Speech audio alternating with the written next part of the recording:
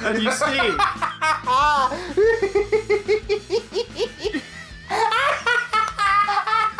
she's a bat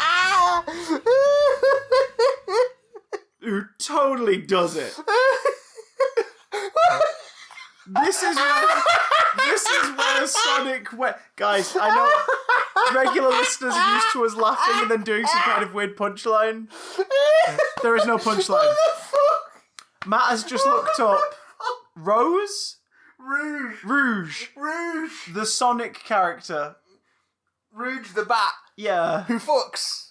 Now, show me an official image, like an image of her from a Sonic game. Official. Because a lot of that does look like a lot of this, Tumblr and DeviantArt. Freaking, what's the furry one? Fur Affinity and sites like that. Like, I'm not here to kink shame, but we are not here to kink shame, but we are here to acknowledge that there is a Sonic character who is a bat who looks more like something out of Darkstalkers. I mean, she does kind of look like Darkstalkers-ish. There's a Morrigan kind of thing going on here. She's got thigh-high pleather boots or leather boots. She's got a bustier, and she's DTF. She's a bat also. Is that comparisons of her in all the games? That top image there. I think so. Little gander. Yeah, she's DTF. That is why. Because a lot of these, a few of the images that came up on the search results are like. This is a suggestive image with a transparency layer, so you can put it wherever you want it. This is one where she's gagged. This is on like page 1. She's in a wedding dress. Of course. But shit! She's like that one is like she's full on ready to receive. Oh good lord! I only just realised Jesus this one you were Christ! Ladies and gents, we are not here to kink shame, but if you draw Rouge the Bat in a compromising situation, just take a step back for a second and remember. These are games for kids? Jesus! What if a kid? She has giant feet in that one for people who like human feet. She's a kid. If kids Google these characters, Sonic is such a weird one because we're not kink shaming. We are not suggesting that everybody who is into like fur culture, for example, it's a kink. Like there are a lot of people who are into it for different reasons. Whatever. We're not kink shaming. Kink, and that's fine. Yeah, it is a kink, but not everyone's into it as a kink. I just don't get it. That's cool. We're not here to kink shame. You do you. If it makes you happy and you're not hurting anyone, great. But if you're gonna draw sexy Sonic characters, then draw Blaze the Cat and not Rouge. That's not where we're going with that. Oh my god. Oh my god. Blaze for life.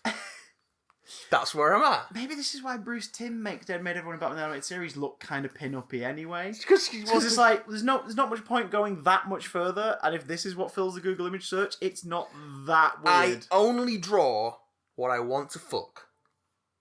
And that's Signed, Frank Cho. Signed, Frank Cho. Dinosaurs and Red Sonja. Bruce Timm. I'm right there with you, Frank. Give me one of his raptors any day. Anyway, my name is Chris, not here to kink shame Johnson. And my name is Matt, ashamed of all his kinks, Watson. And we're here to talk bullshit. Yeah. For those who want to know what we think of the Doctor Who announcement, we don't know. We don't know. It apparently happens after the recording of this episode. Yeah. But so do 90% of the ones that never get said out loud anyway. Yeah, the last thing that we saw prior to the recording of this was the watch this space, 23rd of the 11th, 2019. Yeah, that was the last official thing we saw, yeah. What do you think it is? It's probably a trailer? Yeah, I imagine. It's on the anniversary date, the 56th anniversary date. Probably a trailer for what's coming up. Edge of Time, I've watched some footage of that. That looks really good. If you've got a VR thing and you have motion controls, get it. If you're an Oculus Who or whatever, wants to get PSVR. fucked up by a weeping angel in VR? Fucked up. Yeah. Not fucked by.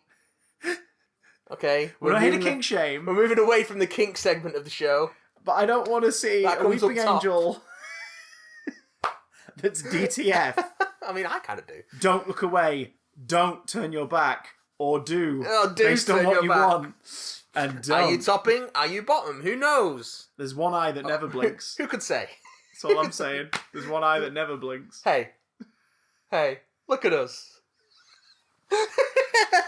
Just guys being dudes. Okay. Look at us. So this week we are going to talk Doctor Sleep, Matt has seen it. He's going to give us a review, and then he's going to dive into a vaguely and then full-on spoilery kind of chinwag about it, because you are excited. Because Chris couldn't be bothered seeing it. Chris, unfortunately, had to do a lot of things. No, Chris is you're in the midst of pre-panto. I want to see it, and I probably will end up seeing it. If you get a chance, you absolutely should see it. If there's a showing Sunday night, and I'm not too sleepy or don't arrive there too late, I'm probably going to go see it in Lincoln. You should. Because you can.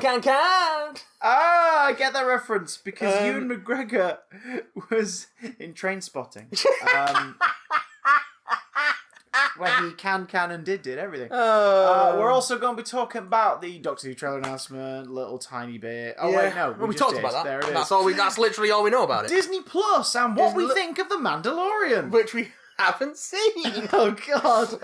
Marvel What If leaks as so-called, plus your emails. But first, gotta go fast. Can we talk about Sonic the Hedgehog who fucks? Now we don't know if this Sonic fucks. All Sonics fuck, okay? Listen, I've been on the internet long enough to know Sonic Triple X. That all Sonics fuck. Sonic the XXX parody. I played Sonic 2006. Oh god, he doesn't. He doesn't. Well, that was the thing that was the thing that kind of upset me, a non-Sonic fan, but somebody who has casual and happy memories of playing him on the Mega Drive. It was that he kisses a human woman, not that game was fucking garbage. No. I played Sonic and Tails and a couple of the older titles, and he was just a mascot that I enjoyed, and I liked his platformers, la la la. But even I was unnerved when I saw the trailer initially for Sonic for two reasons. One, why are we doing the whole they come to the human world thing again? Yeah, that's kind of dumb. It's so boring, and so many of them do it, usually with blue creatures, funnily enough. I was like, why are we doing this? Bleachers. Oh, but also... The bleachers are under the bleachers! There, officer! Why has no one done that gag yet? Because no one goes into the bleachers since Pennywise has been hanging around there, that's why. I'll just blow that thing away. I am putting my penis out. And... meeting this kinky clown. We're not here to kink shame, but Pennywise is daddy. Pennywise the clown who fucks. Choke me and call me Derry. Derry's daddy. So get me in the Derry. Did you see how many people were upset about the opening scene of it, Chapter 2? About the opening scene of it, Chapter 2? Because he'd somehow been appropriated as an LGBTQ plus icon. Because after the 2017 movie came out, and there'd been that whole running gag of the Babadook is gay and a gay icon and everything, and they then just made Pennywise his boyfriend, and then the adaptation of Chapter 2 continues and adapts the opening of it where there's a horrible gay hate crime, and there were people online who were really upset because they were like, "Fucking hell, what Pennywise stands for? This is disgusting." It's like, do you even remember what the movie is that you pinch the clown from? Why are you choosing? I am totally for online groups randomly picking characters to act as LGBTQ allies. I'm totally for that, absolutely. But maybe not go for the murderous clown. Exactly. Oh my god, that's weird. It is weird that they got upset about it because it's like, no, you're upset over something you made, and of course it's not everybody. There's a shitload of people who are like, oh, we know that scene's happening, and this, that, and the other, and blah, blah, blah. We're still going to sort of use cartoonishly, Pennywise as the husband or boyfriend of the Babadook and do stuff. Cool, whatever, fine. We're not here to kink shame. We're not. Should we title this episode, We're Not Here to Kink Shame Mandalorian Butts? I think that's becoming the... We're not here to kink shame Pedro Mandalorian's Pascal. Butts. But, did you see Pedro Pascal's tweet? He retweets it. Someone did a retweet. I don't tweet. Someone did a tweet. Which is a lie. Someone did a tweet. I can't remember, it was that meme of the guy in, tiny Speedos from a POV shot running away down the beach and falling over. My holiday snaps, yeah. Yes. Someone tweeted out saying me, a bounty running from the Mandalorian. And then Pedro Pascal retweeted it gonna get you. Gonna get you. So it's is Pedro Pascal down to fuck? Is that where we are? Is the Mandalorian I think down to fuck? He's in on it. He's in on it. We're not gonna kink shame the Mandalorian, but... But... I saw another meme this week. I can't remember who it was. God, I wish I remembered who this was on Twitter, but they put... it was me. Netflix and chill, Disney Plus and no sex till marriage. Oh! So that was quite funny. If you remember who it is, I'll put it in the comments. But, yeah. Fucking hell, where were we? Sonic. Trailer. Sonic. The internet / a lot of Sonic fans and just people with good taste reacted negatively to the appearance of Sonic in the original trailer. He looked hideous. He did look hideous. He looked hideous. It was weird design choices. It was the teeth. It was the hands. It was the fact that he wears gloves, so his hands were just like white fur, and all these weird little choices. Well, he seemed to be in proportion, and there was that weird kind of questionable bulgy area. Did you see the tweet from the muscles under the fur? It was just like, this looks really weird, guys. Did you see the tweet from Jane Nicholson a couple of days ago? Where I think it was Jane Nicholson. It was like, what childless film executive signed off on the Sonic movie being a road trip with a cop who looks like your dad? Yeah. It's the same childless film executive who signed off on that Sonic design. Yeah. Because they don't understand what who is interesting about James it. Marsden once again to road trip with CGI small furry character for the movie. James Marsden deserves better, god damn it. Yeah, just watch Westworld, man. Oh, there you go. There you go. That's some James Sorted. Marsden getting up to his mischief. Sorted. When are they going to do Disenchanted? They've been teasing it for like over a decade now. I would happily watch him reprise that role. They have to wait. They have to wait for the core audience for that film, who were like 10 when it came out, to True, but we have to hurry up because Idina Menzel's character, who's now animated as of the end of it. Spoilers for the 2007 Walt Disney Pictures movie Enchanted. Arguably, she's going to sing, and Idina has screwed her voice up like crazy. She can still sing. It's true. But like, she can't belt like she used to, and it's kind of noticeable now that we are nearing Frozen 2's release, and there's been no Elsa singing. Yeah, but she's not like Julie Andrews. No, but she's hurt herself.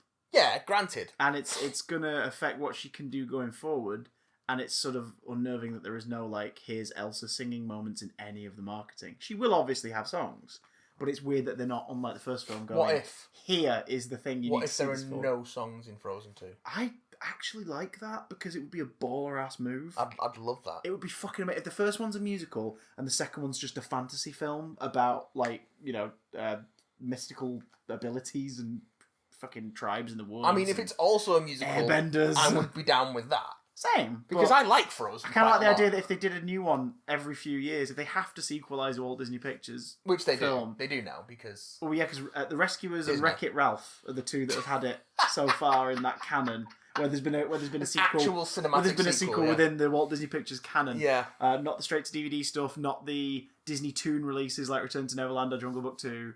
Like, it's if Frozen is going to do that, and it's inevitably going to do it like every 3 or 4 years, make it a different genre every time. It's not a great track record though. Make the next one a horror. Like, Rescuers Down Under is pretty good. Rescuers Down Under is great. Classic. Yeah, it's not a classic because it's like the odd child out in the family photo that is the Disney Renaissance. But it is a good... It's Little a good Mermaid! movie. Rescuers Down Under, Beauty and the Beast! It's like, well, hang on, but it's a good film. And then Wreck-It Ralph Breaks the Internet is just... It's fine. It's fine. It should have been Rex the Internet. If they'd called it that, and released it a year prior to when it came out, it probably would have blown the world away. Well, they have a moment in the movie where they address that. Yeah, it's like, shouldn't it be Ralph Rex the Internet? It's like, no, the title works better. It's like, oh, okay, does it? Does it though? Are you trying to convince? His entire thing is, I'm gonna wreck it. I'm gonna wreck it. Like, unless the sexual connotation. Ralph wrecks the Internet. Fuck yeah. Fix that, Felix. Wreck-It Ralph who fucks.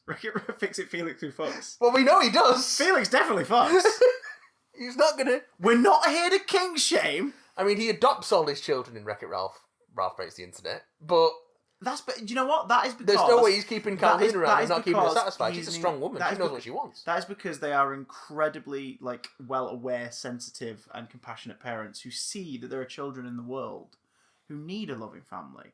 And they're like, do you know what? We're good people. We don't necessarily... Like, maybe one day we will have a kid. Our ego comes backwards to giving children who needed parents. Yeah, we can be a brilliant mum and dad to someone who really needs one already.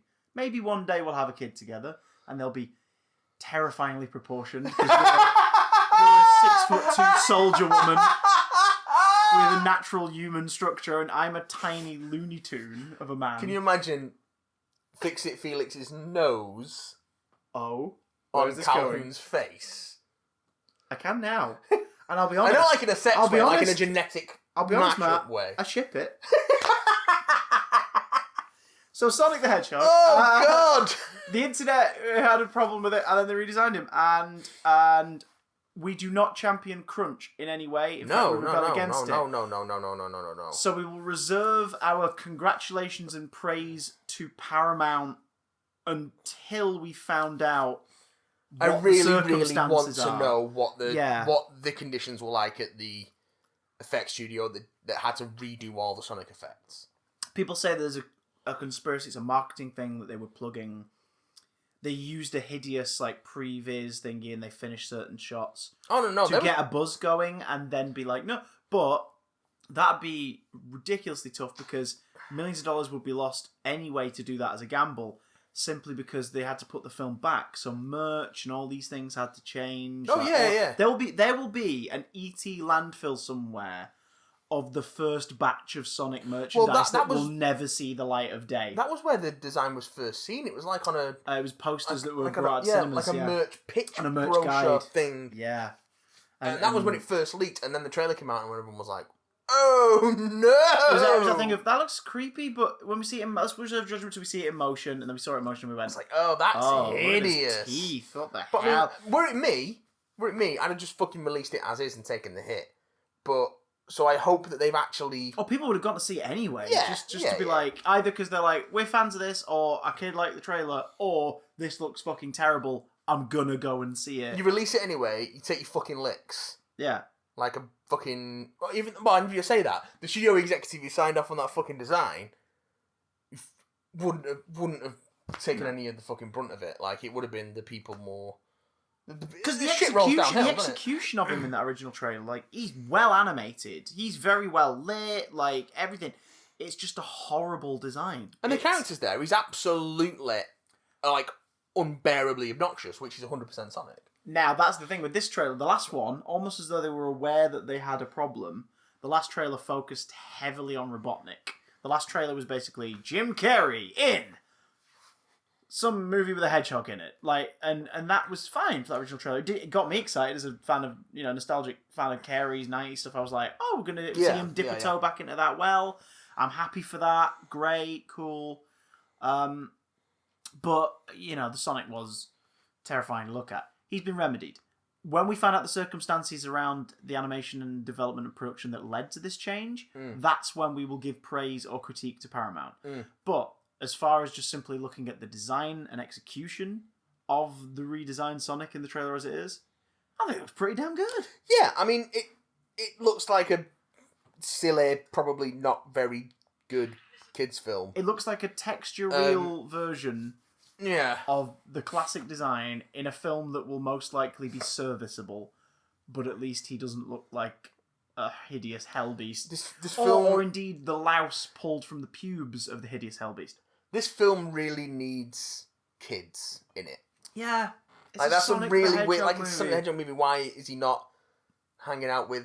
Also, that'd be so... This is me.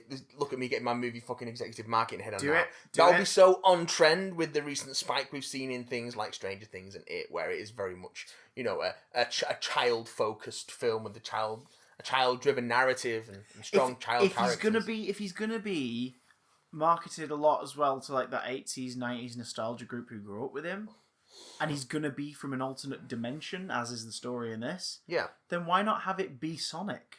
It's Sonic. Everyone knows who he is. Play off of that. Jumanji, Welcome to the Jungle, played off of nostalgia for Jumanji, but it also played off nostalgia for 80s and 90s games consoles and the way old school gaming tropes work. So you're fucking right. So why not play off of that? Why not be like, so it is Sonic, and just have Carey playing Robotnik, not the man who becomes Robotnik? You know why? You know why that is? Why? Because so many of the decisions in Hollywood are made by people who don't know what the fuck they're doing and are paid way too much. And the creatives are left to pick up the slack. And I mean, the team have done a great job. He looks really good. He's from another dimension, so the fact that he looks like a cartoon character isn't a problem. A Detective Pikachu showed that worked really well earlier this year. The Pokemon were designed to look like their cartoon counterparts with slight tweaks. Like Charizard's eyes weren't cartoony eyes. They were a little bit more realistic and things like that. And real world, like you said, real world textures. And that was the blending. And we've all grown up with animation bled into live action. We get it. We understand it. You don't have to make everything look real.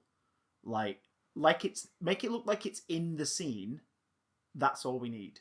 Realistic, fuck that. But as long as it looks like it's actually there, that's fine. Yeah. Who Framed Roger Rabbit, for God's sake? Who Framed Roger Rabbit? Jessica. You believe... Well, actually, fine. Jessica was innocent. What about the patty cake? The patty... It was literally patty cake. She was doing it to protect her husband, alright? It was literally patty cake. It was Maroon Studios, right? They were involved. But anyway, remember me, Eddie? When I killed your brother, I sounded just like this! Fucking hell, I've set him off now. God, it's so That's good. it. That's it. We're done. You believe Roger's in the room. You believe the Weasels are in Valiant's office and apartment, like, rooting around. You believe it. Because they're like, here's what it is. Do you like it? Cool, let's move on. And then they sell it through the execution. Same with Sonic. He can look like a cartoon and we buy it. As is evidenced by the people's reaction to this new trailer. It's like, I've said this about practical effects a lot. Practical Sonic would look terrifying. No, but like, I've said the same thing about practical, like, you know it isn't real. Because you know you're watching a fucking film. Like, so it doesn't have to look... If you... it's like going to a theatre and watching a play and going, that room's only got 3 walls. Yeah. It's like, you're missing... That is not a cat. That's a lady. I know. In a onesie with paint on her face. In fact, wait a second. It doesn't have to look... None of them are cats. It doesn't have to look real. It just... They are peoples. It doesn't have to look real. It just has to look good. That's why Judi Dench and Ian McKellen look the least offensive in the Cats trailer, and Idris Elba. Yeah. Because they're mostly in costumes with tweaks to give them which, the cat-like features. Does raise questions about how many dead cats are they wearing. Mind you, it is the Jellicle Ball to decide who goes to the heavy side. Yeah, I'll show you my Jellicle balls. Ritual. It's a death ritual. It's people volunteering to kill. Like, which of you's gonna die? So maybe Deuteronomy, she's just wearing all the previous. Just gonna add Grisabella's code to her thing. And if the resurrection thing is real, you just have other people there. You can have like Skimbleshanks looking over and be like, oh, there she.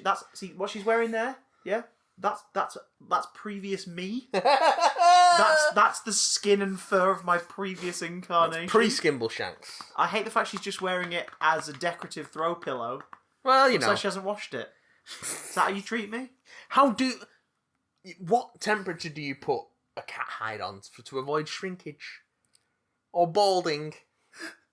I don't know. Let's ask Sonic in theaters in February. Oh God! Bye, Sonic. So, a needle pulling thread. Disney Plus launched. Yeah, it did. I've been watching it continuously ever since. Oh wait, no, I can't. No, I can't. We can't watch it. Now, not till March. Since we last spoke, it has had an official date announced. Yeah, and it's March, which I think March 30th. I think it's down for at the moment. Or yeah, March 31st. and I think that jives with the scuttlebutt that we've heard of it being they have to wait for their deal to run out with Sky. Yeah, which seems like the most part. If anyone's got Sky movies, on Sky and on Now Disney TV. Stuff. Yeah. I imagine the relationship will continue, but I think Sky probably has. I think can. Sky has an exclusivity on certain stuff at the minute, and that might be why. And a lot of their big draws for Disney Plus, of course, would be the instant access to current releases and recent releases. And of course, if BBC One's showing Avengers, for example, that's not going to hurt Disney Plus none. But if Sky Movies, which whenever I stay with my friend Chris in Lincoln, we watch a lot of Sky Movies, and if Sky Movies has, as they do, it's like Captain Marvel's on at 7. Yeah. Then at 10, Black Panther's on. Then X-Men First Class is on at 12:30. And do you know what I mean? It's like, that's a lot of stuff that Marvel own you guys are showing that would be like a damaging thing for Disney Plus. So for the deals to end, I wouldn't imagine they'll stop showing Marvel's or Disney stuff, but I imagine it'll be shown less. I think there'll be a lot less archive stuff on there. Yeah, or it'll be like the Sky box office. Like the most immediate pre-physical release exclusivity window thing. Probably. Yeah, because Disney Plus won't be getting, like, for example, when like Far From Home came out on home video and digital in the last couple of weeks in various territories. Yeah. Far From Home won't be on Disney Plus for a while. No. And that's completely fair, because you want people to go to the cinema and buy the Blu-ray and things like that. Well, it's not fair, but it's understandable from a business point of view. Yeah. None of this is fair, Christopher. Whereas Sky Movies will have Far From Home on it now for people to watch and do that thing. I love what Sky Movies do, actually. They're not endorsing us, but if they want it. I love what they do with the whole... If they want to, then... I mean, I won't pay Glazer or work for Sky. And I still respectfully sing City's Gonna Die. 2 Uniteds, but the soul is one. As the Busby Babes carry on. FC United of Manchester. But anyway. Fuck Sky. Fuck Sky. Fuck Malcolm Glazer. But fuck the Glazers in general. Not in a Sonic OC kind of way. I'm not saying I would fuck the Glazers. I have no opinions on the Glazers, so I'm being neutral in this. You are chaos neutral. True chaotic neutral. But, what Sky do is they do that thing where you can pre-order it on Sky Movies, and the day it comes out you have access to it, but they also mail you a DVD of it too. So it's the standard DVD release, but in an age where things are happening a lot recently that are kind of reminding people physical media is still not a bad thing, people. Maybe physical media might be useful. It's kind of cool to know that if you prepay for a movie through Sky... A what? A fucking prepper? A fucking doomsday prepper on me? Oh, right, yeah. Fuck yeah, are you kidding me? Are you kidding me? If the apocalypse happens and vestiges of humanity survive in pockets, I'm gonna be the fucking cinema guy. Yeah, go back. I'm the guy who's like, oh, do you want to get away from the mutants in the wasteland for 10 minutes? Go back to your bunker full of... Bunker? Go back to your bunker full of canned peaches, you fucking redneck. Yeah, you're laughing now, alright? But when I'm getting food rations from everybody because they want to come in for just 2 hours and watch freaking Little Mermaid and Little Mermaid 3 because 2 will inevitably have been lost in the explosion. Oh. Then... quote-unquote, lost in the explosion, in scare quotes. Look, I used it to defend myself against a radiation-mutated badger, okay? When you want to fight for your life against a horribly radioactively charged forest-dwelling mutant beast, and you have got The Little Mermaid, The Little Mermaid 2, and The Little Mermaid Ariel's Beginning to hand. Whatever you think of Ariel's Beginning, as terrible as it is, you are not going to want to keep Ursula's crazy sister. You will grab the second disc and you will slice that badger's claws off. And you will watch it crawl away, spilling purple blood in its wake. Alright? And you will leave the remains of that disc as a warning outside of your shelter, above the sign that says, for 1 tin of peaches, you may come in for 2 hours and watch my Marx Brothers DVDs. Alright? Because in my society, Matt, I will only be showing good films. Good films. I want the 3-headed children of the next 5 generations to know the Who's on Stage routine. Okay. From frickin' Abbott and Costello. So they can do it amongst their own 3 heads? Yes! And then they create self-entertainment. Oh. Culture is the thing that keeps us human. It separates us from the 4-headed toad. Fucking hell. Yeah? So, and the spiders that have grown to the size of small cats. Okay. Like, it's what separates us from them. And in the apocalypse, you will thank me for my movie nights, and my physical media. What the fuck are we talking about? So Sky Movies, their deal will run out soon, before the bombs hit. And that's exciting because then it means over here in the UK we'll finally be able to get to watch the latest cut of A New Hope.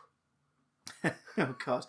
or the physical cut of the Simpsons episodes. What's Have you seen that? No. So a Tell me about shitload the of Simpsons stuff. all up until the most recent 2 seasons, I think it is, are on Disney Plus, and a lot of Fox stuff. Fox went through a lot of their things and did re-releases and some varying degrees of success. See the Buffy HD conversions. Yeah, they're pretty heinous. It's fucking horrible, and they better not release them on Blu-ray when the Blu-ray release inevitably comes out. Holy shit! But anyway, I imagine that's why it's not come out on Blu-ray yet. Because like Joss Whedon and Mutant Enemy people stepping in and going, "Excuse me, please don't fuck with our stuff," and then put that version out. Fox have done some really great HD upscale, like the original series X-Files HD masters. Yeah, they're the ones they use on Amazon Prime.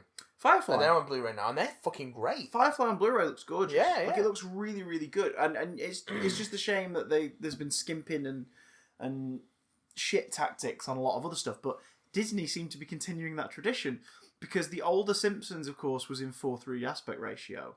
And when you watch them on DVD or Blu-ray, based on your player or your settings, like with a lot of classic television, if you're listening to the show, likely you've got some classic Doctor Who. Yeah. Some of them are presented on your screen in 4:3, some of them are presented in 16:9, and they're done very well.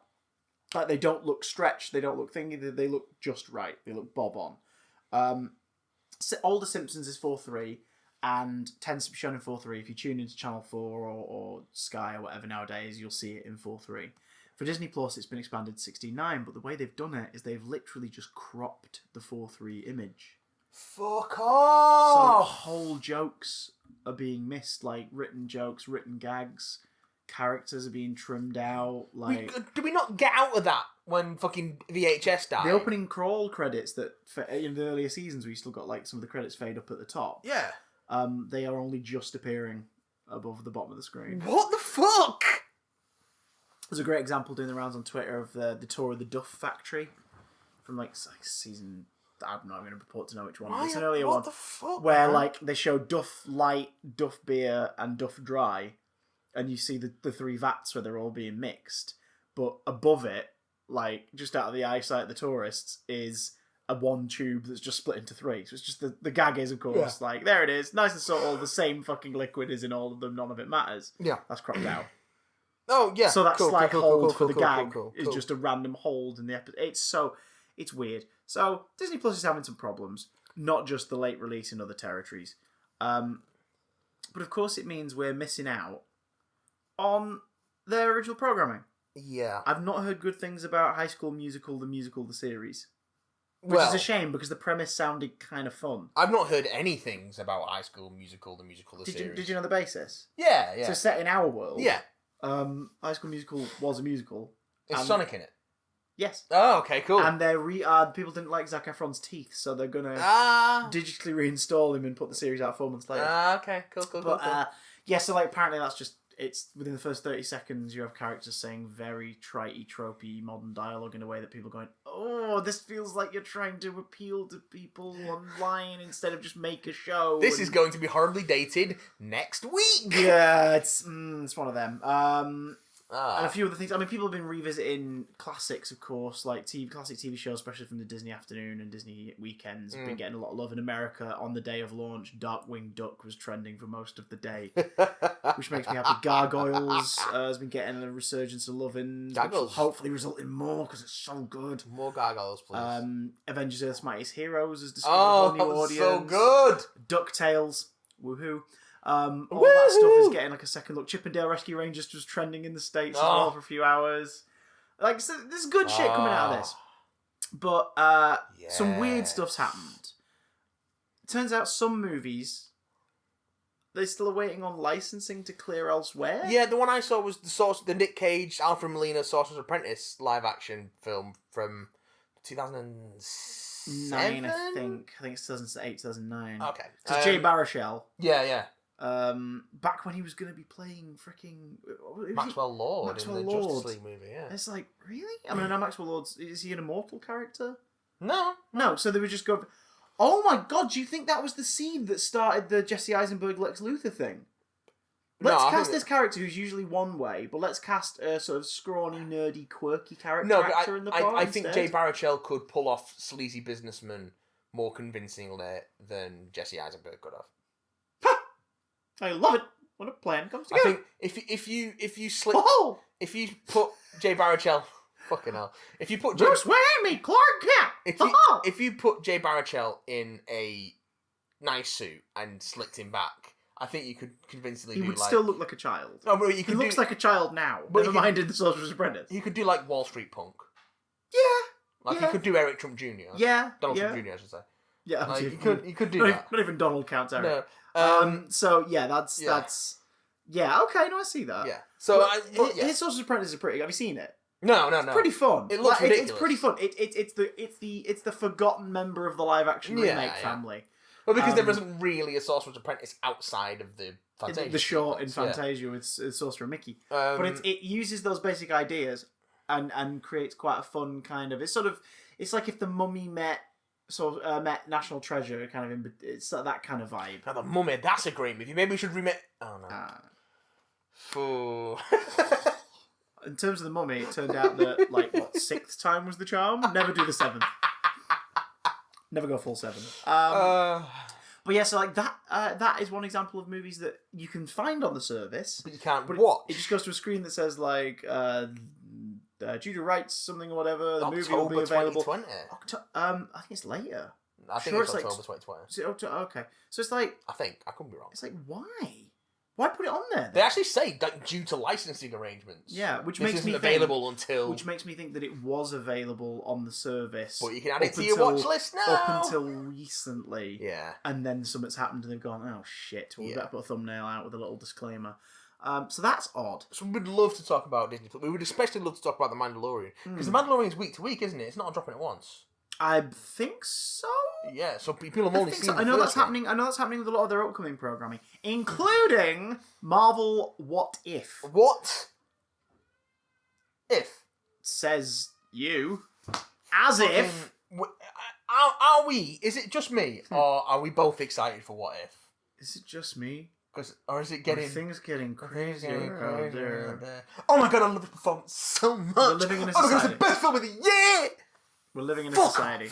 Guys, we're living in a society. We're living in a society. You get what you deserve. A good performance does not a good film make, but that's enough of that. What If is, as far as we know, 23 episodes, one for each of the currently existing MCU movies.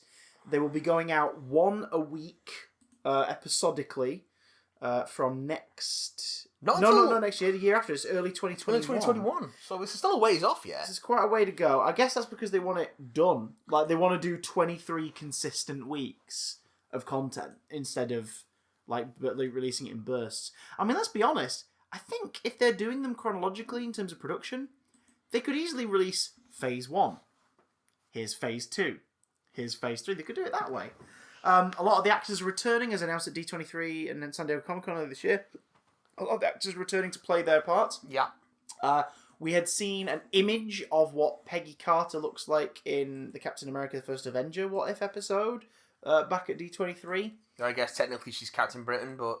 Well, that's the thing. I mean, look at the costume. It's got a Union Jack on it. Yeah, S.H.I.E.L.D.'s got a Union Jack on it. With the launch of Disney Plus came the documentary, was it a Marvel... Expanding the Universe, which is a documentary about the MCU project so far, so the first 11 years, plus a tiny look to the future. Included in that look to the future is some preview clips, very short ones, but preview clips from 3 upcoming episodes of What If. See, I can only see images. Now, one of them, we can definitely... There's a couple GIFs doing the rounds, but the images show the keyframes. With one of them, in fact, if you head to my Twitter, I shared a link that might. Yeah, because I've not got a sense of how the animation flows. Right. Well, we don't know. We can tell which film one of them is immediately connected to, but the other two, it's like, I kind of can guess, but we'll find out more. And you got a rough idea by looking at some of who the announced cast returning are. Yeah. The premise of What If, again, for those who don't know, the Marvel What If comics are alternate takes on classic stories or moments in a superhero or comic book series life or tenure, where the Watcher, Uatu, who watches over planet Earth, tells us, the reader, of how things could have gone very differently. Because he can see into those realities and what those realities would be. Simple ideas like, what if Captain America had never been found in the ice? Ooh, so you tell the story of how the government continue to eventually unearth and experiment with what led to him and what that does politically and to the world of superheroes. Or what if Aunt May had died instead of Uncle Ben? Like, you can tell us slightly more. It would have been earlier on. It would have been not in media because I've retweeted a link, I think. Oh, why is Twitter so shit? You could tell a story of, like, so Peter, obviously Uncle Ben dying shocks his world, but his frail Aunt May dying, maybe that gets a different reaction. Maybe he's a much more vengeful reaction. Things like that. What if the Punisher, what if the Punisher's family had never died? Like, you tell a story of what happens with Frank had he not been pushed into the vendetta, like. And I think, if I remember correctly, that one is he gets killed on that day, and it's like his family become a team that go after the people who did it and stuff like that. Like, you can tell some really cool stories. And that's cool. Looks like the film tie-in series on Disney Plus for What If is going to be doing something similar. From the leaked footage from the documentary, and it's leaked because Disney haven't put it out there into the world because obviously they want you to pay for Disney Plus and see the sneak peek. What? But fans exist who are like, guys, there's footage from and still images from this series here. Do you want to see it? Business. We see footage of Peggy Carter as Captain Britain, undergoing the super soldier experiment instead of Steve Rogers. So we see footage of her, the pod opening to reveal Peggy post the procedure. Swole Peggy. We see her jumping in front of, I think it's in Berlin. She's jumping in front of a car that's like firing at her, and she uses a shield, digs into the ground, and flips the car over her head. Because of course she does. We see footage of her with the Howling Commandos, joined by Iron Man, an ironmonger-sized armor, World War II style, being piloted by Steve Rogers, who of course is little Diddy Steve. Skinny Steve! Because he didn't undergo the procedure. Why Steve doesn't undergo the procedure and Peggy does, we'll find out when we see it. But holy shit, this gets me excited. I don't know if Chris Evans has been confirmed. He wasn't in the lineup confirmed at the time. No. But Haley Atwell's confirmed. Dominic Cooper is, I believe, confirmed. So is Thingy Slattery, who plays the older Howard Stark. So I imagine he'll be showing up in another story later on in the timeline. But this looks super cool. The art style, based on the brief clips that we see, is CGI with a painted look. Yeah. So it flows really smoothly, but each frame looks like a painting. Like you can freeze it and it looks like a painted image. It's almost cel-shaded, but classy. It's like if Iron Man Armored Adventures wasn't shit. Hey! Essentially. That's what it is. Yeah, that's good. It looks gorgeous. We also see the opening bit on... I can't remember the bloody world now. But we see the opening bit of Star-Lord going to claim the Power Stone. But it ain't Star-Lord. Yeah. The jacket's purple. It's interlined with the silver teeth deco. He pulls down he turns off the mask and the mask disappears, and it's T'Challa. Which is weird. And it's like, right, is this the what if for Guardians? So is the what if for Guardians what if T'Challa had been taken by the Ravagers? Which is just, I don't know how you get there, means but that means that Wakanda's tied into the Celestial plot by Ego? Yeah. Like, is that where we're going with this? Or is it simply that T'Challa ventures out into the stars and they're just doing that classic thing of, and then they become this version of this, and it's like, cool, whatever. Why not? Looks cool. Chadwick Boseman will be voicing T'Challa in the series. We also see, and this one gets me super excited because I'm a fan of this weird fucking series that they've always dipped back into. That first one I am. The others not so much. I like the Army of Darkness tie-in. Yeah. Which is a prequel. Yeah, yeah. And I like the original story, which was the Ultimate Fantastic Four story. Oh, yes. Because that's really good. Because they get you thinking, oh my god, is the Ultimate Universe about to cross over with 616? And then, nope. No. We're only going to do that. No. We're only going to do that when we've completely run out of idea. Oh. You know, the Ultimate Universe exists again, but they're not doing any stories in it. Yeah. At the end of Spider-Man 2, we get a glimpse into another universe. But, when the Miles Morales from 616, the original 616 one, so not the one we love and spend time with, he goes to alternate dimensions as part of that story, minor spoilers, and he ends up in, essentially it's suggested, the alternate dimension because Bagley illustrates it. Miles is part of 616 now. He is now, and we see, because the Ultimate Universe disappeared. Yeah. But it turns out, maybe it didn't, maybe it was just rewritten, but Bendis did it before he left, basically as hey, people who love that universe, it's still around. But Marvel aren't going to dip back into it. I got the sense Peter's alive. He's leading a team of Avengers, which includes the ultimate version of Riri Williams as Ironheart. Oh, yeah, okay. And it's like, oh! And then the book ends on that, and you're like, well played, Bendis. Well played. I got the sense that after Secret Wars, the Ultimate Universe was still around. It was just a different version of it. Well, now we know what it is, but we'll never go back there. But something that originally originated in Ultimate Comic was, of course, the Marvel Zombies.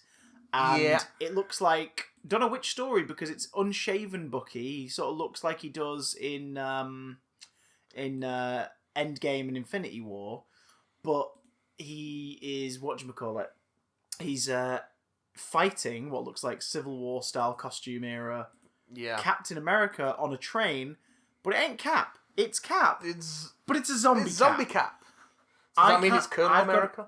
Well, at first I was looking at him and I was like, oh, is the idea that like it'll be the Winter Soldier spin-off episode, and it's set in a world where Steve didn't survive, maybe? I guess. And there's a plague thing, so it's like, or like they get him out of the ice and they try to resurrect him differently, and it's like this is the Winter Soldier having to deal with a zombified version of his old friend, but of course he doesn't really know who it is. So it's kind of that whole thing of like, are the stakes ever going to play up? And it's the MCU's way of going, here's our nod to Marvel Zombies.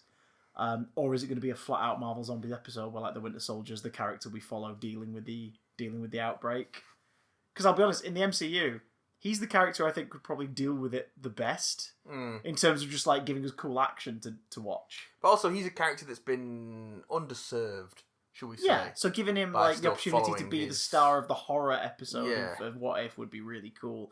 However, we are getting more of him in time. Oh, yes, because also as part of this preview, we got some costume artwork. Yeah, from... not final. However, let's face it, based on the Bucky one in particular, some of this is probably final. Looks pretty final. We got some costume artwork for characters that will be showing up in The Falcon and The Winter Soldier sometime next year. So we got costume sketches for Bucky, who's looking great. He's got the white star on his shoulder. He's got a short crop haircut.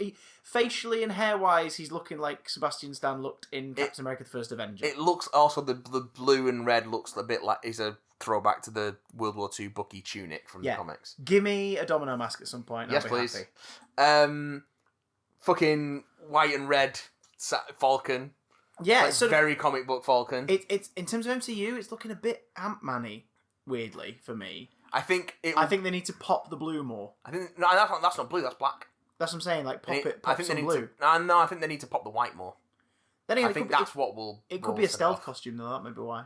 But also, he's got the Falcon beak on his chest, which is nice. So it's sort of like it's very much a version of the Falcon outfit, but he's getting more comic booky colours now. Yeah. A specific comic booky, very good. Especially, obviously, red, white, and hopefully a bit of blue. I think we're going to get some red, white, and blue in there at some point. Because he's the new Cap. We got some US Agent. Oh shit! Oh yeah, do we know who's playing US Agent yet? Wyatt Russell. Oh shit! Of course. Yes, that's a good shout. The Kurt Russell Captain America you almost never got. That is a great shout. He looks really good. So it looks again like it's that whole thing of the government or Shield or someone is like, we need a new Cap. And they're putting a Cap together because he's got. Oh, that's a great touch. Right. So US Agent's costume usually has like the stripes of the American flag horizontally across the chest and torso, and he's got that going on here. But it's the same texture as the vertical stripes from the OG costume. Yep. That's a really nice touch. So it looks like they've just repurposed and repackaged the Captain America outfit and have gone, here's your new Captain America, everybody. Well, also, they've got the star, but it's an A. Yes. Which is really smart. Whereas us, of course, the viewers are like, no, Falcon's Captain America now, motherfuckers. I love it. He's going to be great. Proper purple mask Zemo. We've got the purple mask. And it's like what we were saying, it's a combat mask. It's like a thingy helmet, but he's got a popped collar with a fur trim. Yes, he does. Well, we saw that in the stuff he put on his Instagram, didn't we? The teaser stuff, yeah, I'm so glad. And we're getting a Zemo! We're getting Zemo! And then finally some Emily Van Camp in tactical gear. It's Agent 13. Continuing bang her own granddad. Continuing the... Yeah. Continue... Well, if she gets with Bucky or Sam, then she's no longer in that weird, creepy hang-on thing that was overhanging by accident by the time we got to Infinity War, and we all kind of started to go, hang on. Because in Civil War, it works really... In Winter Soldier and Civil War, it works fine, and it isn't odd. But then the more they emphasise Peggy going forward, the more you're like, wait, hang on, actually. But then I think it's a clear indicator that they hadn't planned that stuff out beforehand. And so they went... Oh, it's George with Luke and Leia. Yes, albeit I would say not as gross, but same kind of ballpark. No. Yeah, because in Civil War, they play it up very much as he's moving on and becoming his own person, not stuck in the past. Moving on up, moving on out. Peggy's death inspires him, and he takes her like message to heart and moves on with his life. Yeah, but then of course Endgame very heavily plays on, no, he'd like to go back to that life if he can, which retroactively kind of makes the Sharon Carter thing a bit more uncomfortable. Do we know if she got snapped? Sharon Carter? Yeah. I suppose it don't matter really, because everyone's back by the time these. I know. I was just curious. It's not confirmed, as far as I'm aware. She didn't get a poster because there were some characters who weren't in the films who got those posters, but she didn't get one. So. Oh, and we got some Hawkeye art as well. Did we? For the may or may not be happening now Hawkeye series, because Jeremy Renner's fucking weird. To be fair, no news has come out that it may not be happening. No, that's and I wouldn't rumours. be surprised. I wouldn't be surprised if it still went ahead, just without Clint Barton. Yeah, because it's a Kate Bishop show. Let's face it. But it looked like the art that I saw is very, definitely very heavily inspired by the Matt Fraction Dave Ayer run, particularly for the Kate Bishop designs. As it should be. I'll be honest, if Hawkeye's not going to play a big role in the films going forward, for example, like if he was just going to be more of a pop-up character, recast him if there's an issue. Just recast him. Yeah, I know people fell in love with they've shown that they're not above that. You'll have people being pissy about it. They're like, no, Renner's Hawkeye. And it's like, yeah, but then Renner fucking, like, revealed that he may or may not have, we don't know for sure yet, threatened his wife with a gun. So, like, you know. That's very Fraction and Aja. Yeah, that really is. That's basically from the car chase issue. Yeah. And, look, it's a pretty good concept art as well. Oh, is that the WandaVision concept art too? That's a cleaner look at the WandaVision poster that went up with the you can't really see it on D23 this, and everything on at the time. Yeah, at New York Comic Con, they put that out, I believe, on the floor as a goodie. It's of Wanda and a human-looking Vision, very much in the 50s, sat on a couch, nuclear family, happy times. And Kate Bishop concept art. She looks really cool. They're going to do Pizza Dog. Is that concept art? Yeah. That is gorgeous concept art. Pizza Dog's going to be in it. They might do Pizza Dog. I hope they do Pizza Dog. I love him so much. Did you read the whole Fraction and Aja Hawkeye run? I read the first 2 volumes. Yeah. There is one in a later volume. There is an issue in a later volume which is entirely from the dog's perspective. Mm-hmm. There's a couple like that. There's one that's from the dog's.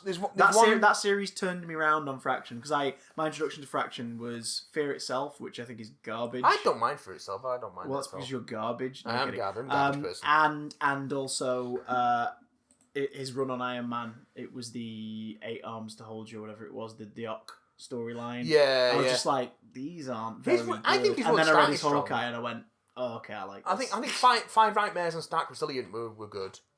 But I just thought the Ock one was dog shit. It was. I'm not kink shaming, but it was just 5 issues of very lovingly illustrated tentacles, regularly groping Stark for no particular reason. In a way where you're like, you just Ock didn't like wouldn't do that. That's really weird. Do you know what I mean? Like the way Ock as a character. It's not. It wasn't in character with Ock. He's not a spooky, gropey monster. Well, he is now. Well, he was in that. It's really weird, because also it's that whole thing of like, look, if you're going to get kinky, do you really want to use the Ock where he's a shriveled up fucking iron lung person inside a metal thing? But also, this is odd. Also, Matt Fraction has the poor... unfortunate soul! He was unfortunate enough to, having his run on Thor sandwiched in between Straczynski, finished off by Gillen, and Jason Aaron. I wasn't huge on Fraction's Thor, actually. Yeah, like, but I think that's because I'd so heavily fallen in love with the JMS and the Kieran Gillen run. Straczynski's great. To the point where eventually I stopped reading Thor and just carried on reading Journey into Mystery. I think Gillen only did like 4 issues or something, just finishing it off. No, he did like Varian Prometheus. He did Siege, the tie-in during Siege, and then he spun out into Journey. Journey to Mystery. Journey's so which carried on obviously the story arcs of a lot of stuff because he takes the brunt of Kid Loki. Yeah, who of course comes out the back of Siege. I think he did a few volumes before Fraction takes over. I think he can't have done that many. He must have done Siege. It's a Siege tie-in. There's a Warriors 3 sort of tie-in as well, but that's not Fraction. That one's really good. That's the Siege volume with Ben Urich and Embedded. Volstagg. That's the one. Yeah, that's really fun. And also really fucking dark and horrible toward the end of it. I'm sure Gillen has another volume after that. I think, he finishes off like the Varian Prometheus, then he does Siege, and then he does the... And then goes off to do Journey into Mystery, where he absolutely redefines Loki as the Kid Loki. Because he does that and Young Avengers as well. Yes, which is that Young Avengers run's so good. For Loki, it's set after Journey into Mystery, and it leads into Loki, Agent of Asgard.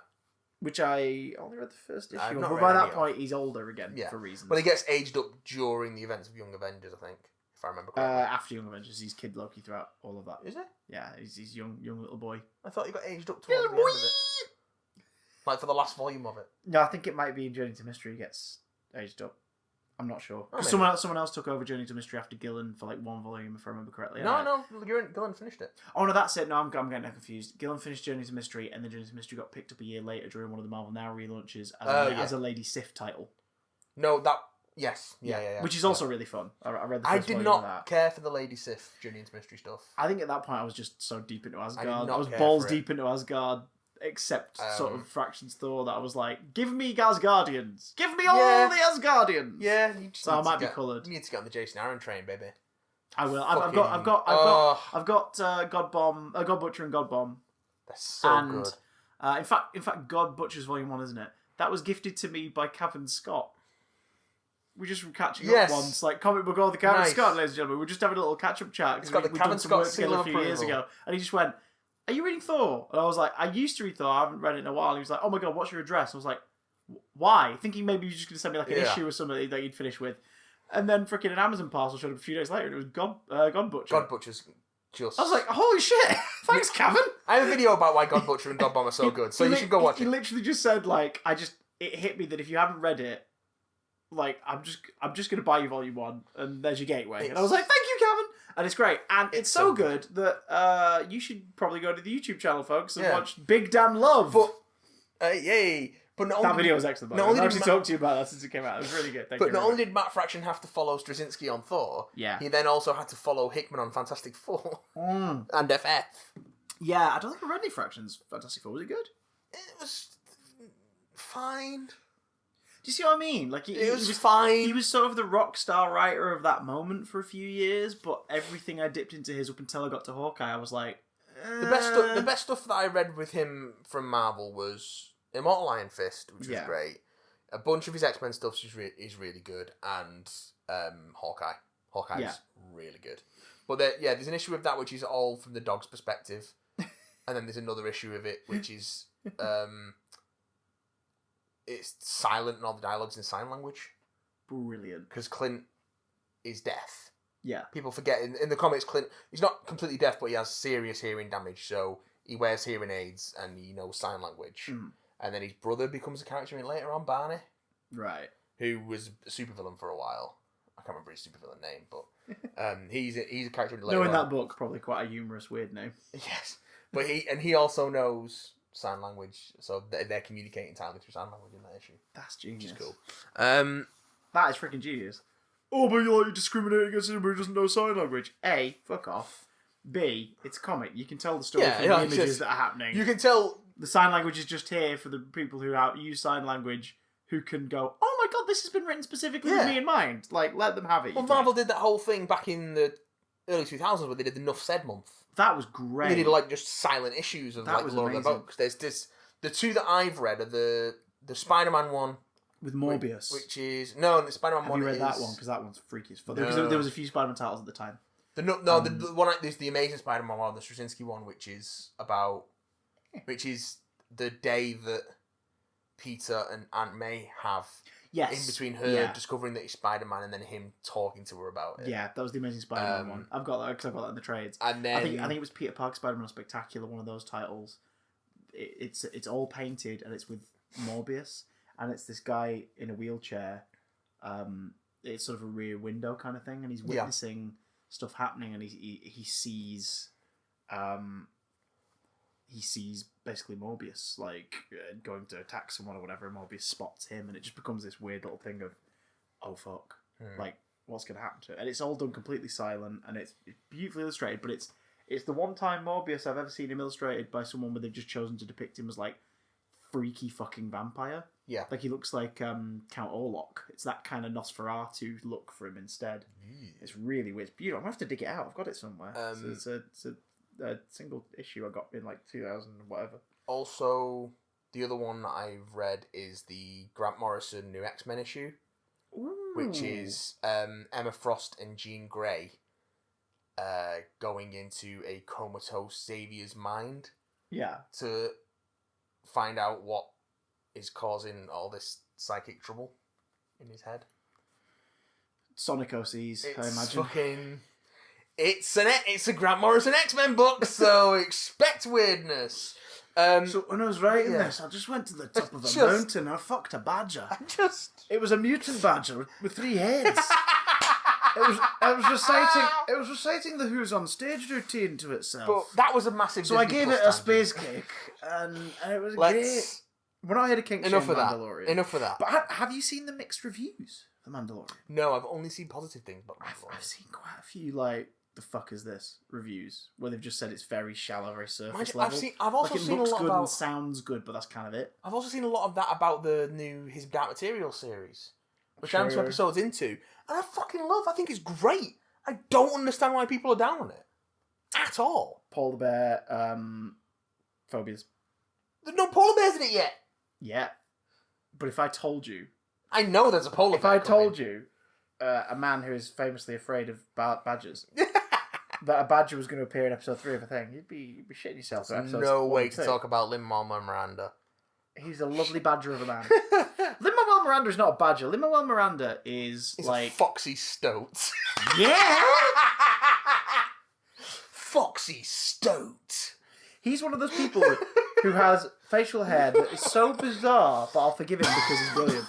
Do you know what I mean? Like, it's one of those where I'm like, it's not my decision. You don't listen to My Dad Wrote Porno, do you? I haven't for a while, but I have. He pops up on a Footnotes episode. Oh, right. Because he's a fan. Yeah, of course. So he's just... He rocks up on all sorts of podcasts. I think it's while he's in... You introduced me proper to my brother and me. He's in one of them. Yeah, in one of them. Like, there he is. He's mates with McElroy's. But he did one... He did a My Dad Wrote Porno Footnotes, I think, while he was in London filming... Mary Poppins. He was either filming Mary Poppins, or if it was more recent, he might have been doing his Dark Materials, but I think... Yeah, because there was some of that shot over here. I don't know, but he wouldn't have shot it over there. So yeah, it must be Mary Poppins. Some was shot over here. Some internal photography. They did it like Pinewood, I think it was. Oh, okay. But yeah, he's on it, and he's fucking hilarious. And he like plays him a clip of when, because he would get like, it's like, oh yeah, I got up one morning, I was making coffee, and I just had this idea, because we're asking him about like songwriting. Yeah. Like, I just had this tune in my head, so I just recorded it on my phone, and then he plays in this clip of him like sort of humming this tune to himself while he's making coffee. And it's like, oh, an insight into the writing process of Tony Award winning Lin-Manuel Miranda. Does he have a beard? Is it a beard? Is it drawn on with Sharpie? Who knows? But why the fuck are we talking about Lin-Manuel Miranda? But yes. Because we don't have Disney Plus, Matt. We don't have Disney Plus. Yeah. It's a shame. I don't know why people don't like The Mandalorian, because it looks great, but then I have not seen it, so I can't judge. I don't know why people don't like His Dark Materials, because it is great. But you know what else is really great that people aren't seeing?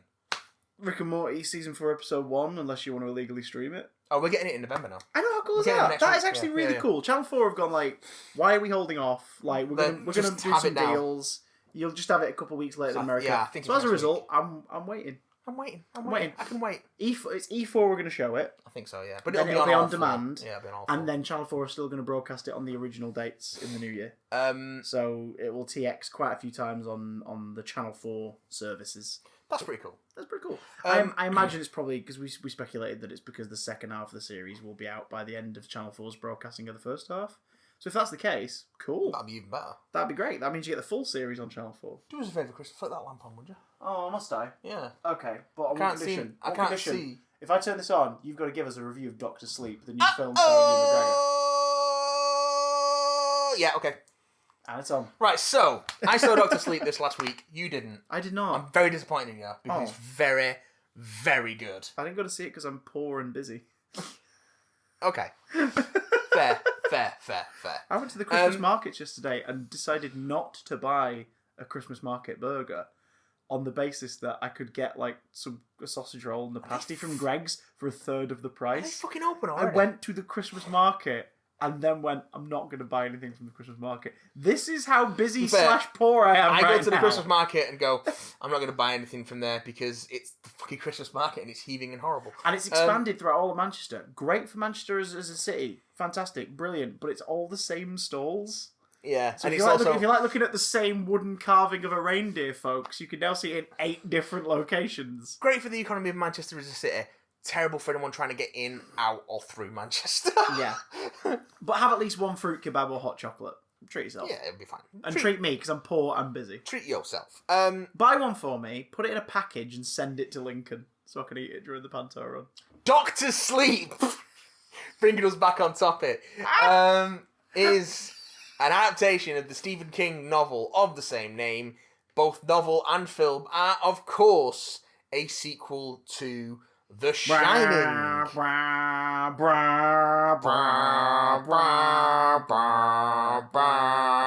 guessing that leaks into the score in some way. It doesn't just leak into the score. I'm guessing it floods the score. At a certain point in that film, it hits you over the head like a fucking sledgehammer. So, in a good way. To my understanding, the story is about Danny Torrance. Danny Torrance. Who was the young child in the events of The Shining, who had the power of The Shining, who could see things that other people couldn't. Psychic, basically. Several decades on from the events of The Shining. All grown up. He's got the nickname Dr. Sleep because he works as a paediatrician. We'll get into as a night nurse or whatnot. And he's been known to help soothe those who are terminally ill and whatnot. Something like that, yeah. And suddenly he meets up with a young lady who's also got The Shining, and she's being pursued by someone in a fucking hat, and basically shining vampires. Not just someone in a fucking hat. Rebecca Ferguson in a fucking hat. What's the character called? Rose the Hat. Rose the Hat, there you go. She's the Hat. Yeah. And they're like vampires to people with The Shining, and it means he's going to have to delve into a past he'd like to forget about to learn more about what's at stake and what could be done, blah, blah, blah. It's a sequel. The novel is a sequel to Stephen King's novel, The Shining. The film is, because King hates the Stanley Kubrick movie, The Shining, the film is sort of, like, visually it utilises the first movie. The film is a sequel to the film. Yes, but it doesn't hone in on the aspects that Stephen King hated so much, from what I've heard. Not really. Like, it's one of those where it's like, you could have never seen The Shining, but understand the impact of the third act here through cultural osmosis. Yeah. And that's good. That's good for Steve King, because then he doesn't have to acknowledge the Kubrick movie any more than he wants to. The main changes you have to make. Imagine if it was a sequel to the fucking miniseries. Oh my god! The changes that you have to make to make the book Shining, it's to make the book Doctor Sleep fit with the film The Shining aren't actually that big, and we'll get into that. It would be. It's odd because it'd be like doing a later Harry Potter movie, having Peeves in it, and just expecting everybody watching the film to know who Peeves is. I'm saying they do that if they'd have kept it strictly to Doctor Sleep as an adaptation from the book. It's not like they've had to sort of make a melding for it to work. Well, it's not like, say, for example, the Watchmen series that I've been talking about because it's great. Has the Blue Dong shown up yet? Oh boy, has it in HD? High def television Blue Dong. Catch up on that shit, Chris. I do. But I heard that theory this week that Ozymandias might actually be a different character who's in the show, and not Jeremy Irons. Makes no sense. I know, but the thought of that alone makes me go, people are getting so involved in this already. I'm gonna have to binge it while I'm out there. They need to step back, Christopher. They need to step back. But that is a sequel to the comic book. Yeah, and it goes in and a sequel to Kubrick the film movie. The Shining. Yeah. Cool. But there's so much in common between, whereas there's differences in the comic book of Watchmen and the film of Watchmen that will confuse you if you go into the series Watchmen only having seen the film and not having any knowledge of the comic book. Okay. Whereas there is enough common DNA between, despite Stephen King's protests, between the film of The Shining and the book of The Shining that you can kind of go in cold. Yeah.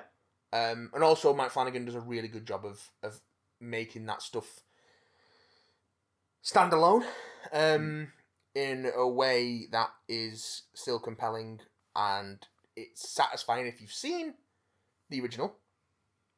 But also difficult for me to exactly get a sense of it because I can't unsee The Shining. Like, I know The Shining backwards. I can't not, it's iconic. We will be showing it in my post-apocalypse cinema. It's one of the... On VHS. I have it on Blu-ray, so it's like, I don't have a lot of Blu-rays, so that tells you all you need to know. The man needs his Shining. The man needs his Shining. So it's... it's not afraid to invoke a Stone Cold classic. What it does really well is it doesn't use any footage from the original Shining. It's all recreated. It's all recreated. Beautiful. And it's not recreated with CGI face replacement. It's recreated with actual actors who don't look 100% like the characters that they are playing, but look enough like them and are good enough actors to make it work. We're gonna have some spoilers throughout this discussion. Yeah, I'm gonna give you a spoiler warning now because there's not much more I can say other than this movie's really good and you should see it. Is it scary? It's scary. There's just is McGreg's on top. McGregor's brilliant. The young girl Abra, who is a magic trick. Who yes, that is actually a thing early on in the movie as well. Shit. Kylie Curran plays the young Abra Stone. She thinks she's probably like 14 or something, 13. Well, the actress is 13. I think she's like 13 or 14 in the film. She is fucking incredible. She's really, really good, and she has to do some really difficult stuff in this, like material wise. And also, she's up against Ewan McGregor and Rebecca Ferguson, who almost walks away with the entire film. Like, she is King villains do tend to steal the show. Fucking fantastic. Cliff Curtis has a great supporting role as the guy who helps pull Ewan McGregor's Danny Torrance out of his alcoholism and substance abuse. Zan McClernon is, again, another very good villainy role. You've got a couple of other bits and pieces here and there, but it's... woof! It is an incredible cast full of incredible performances. There's a whole feel to the film. It's got a melancholy to it and a sort of sense of unsettling and just discomfort, which absolutely just sets this tone that is on a... It makes it feel consistent with the original Shining. And it's just... I came out of it just feeling like both satisfied and sort of like worn out, but in a really good way. Yeah. Like it had just put me through a ringer. There's something about the atmosphere of it. And Mike Flanagan's really good at this because I had a very similar feeling with Haunting of Hill House. Is it just gets in your head. He knows how rent free, just sits in there. Yeah, just sits in there, your head rent free. But the stuff he puts on screen just sits in your mind. And it's not like... It's not particularly, like, super scary, crazy stuff. His imagery is creepy and macabre, but not in a, it's not the Grand Guignol sort of sense of things. It's not like... Could you just say that again, but closer to the microphone?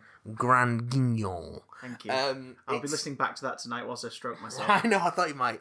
It's such a... There's an ice cream man. I was picking up on the microphone because the timing is phenomenal. Thanks, Rainbow Whippy. Hey. Oh, it's Manfreddy's. Manfreddy's? That van's been driving around for decades. And he's never sold an ice cream.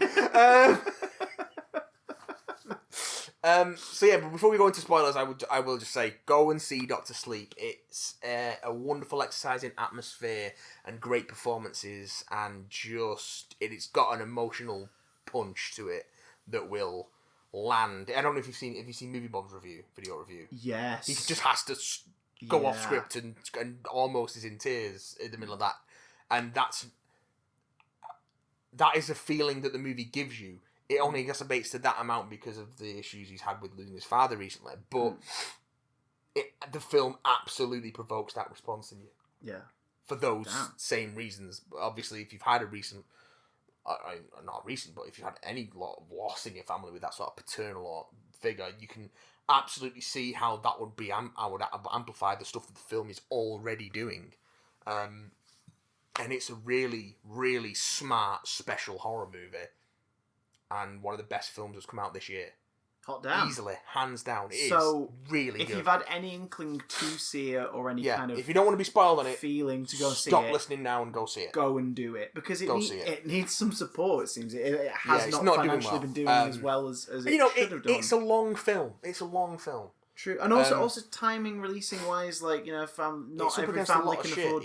Not every family or household can afford to go and see a lot of films throughout the year, and there's stuff like Frozen 2 and Star Wars that's about to come out that they'll be like, right, we're going to save up for that, we'll go to that one.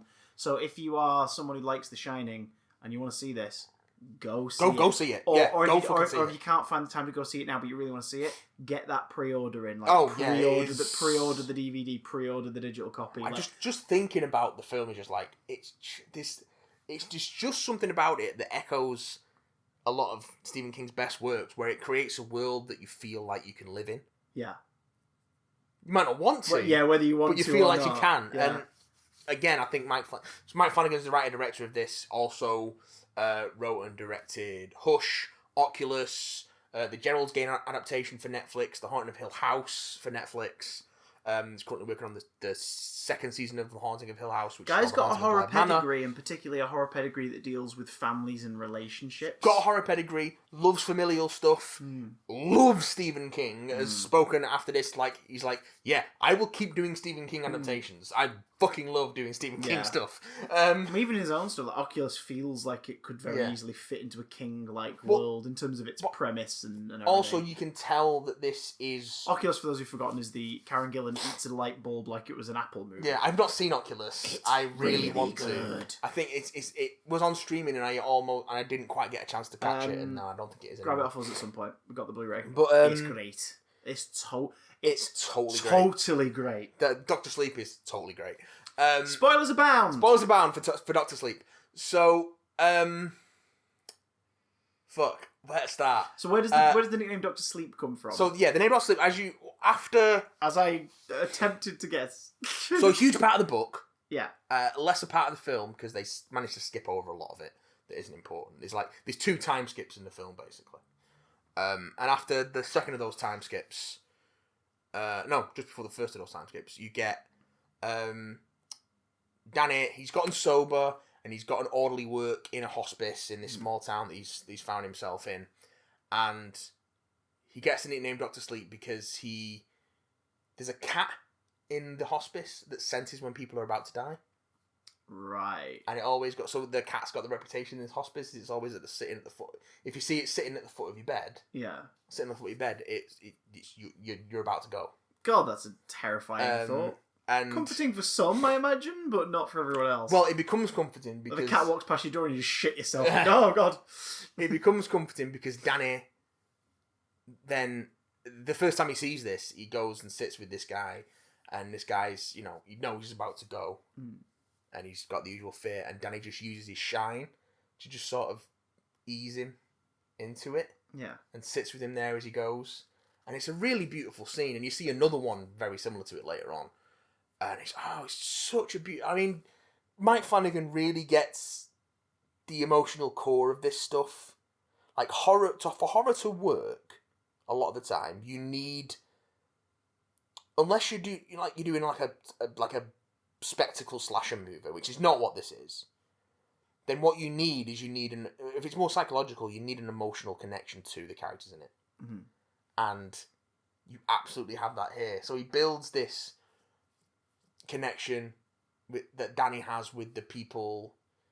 Like, Danny has come to work in this place, and he's been a person that's haunted by ghosts his whole life. Literally and figuratively. Yeah.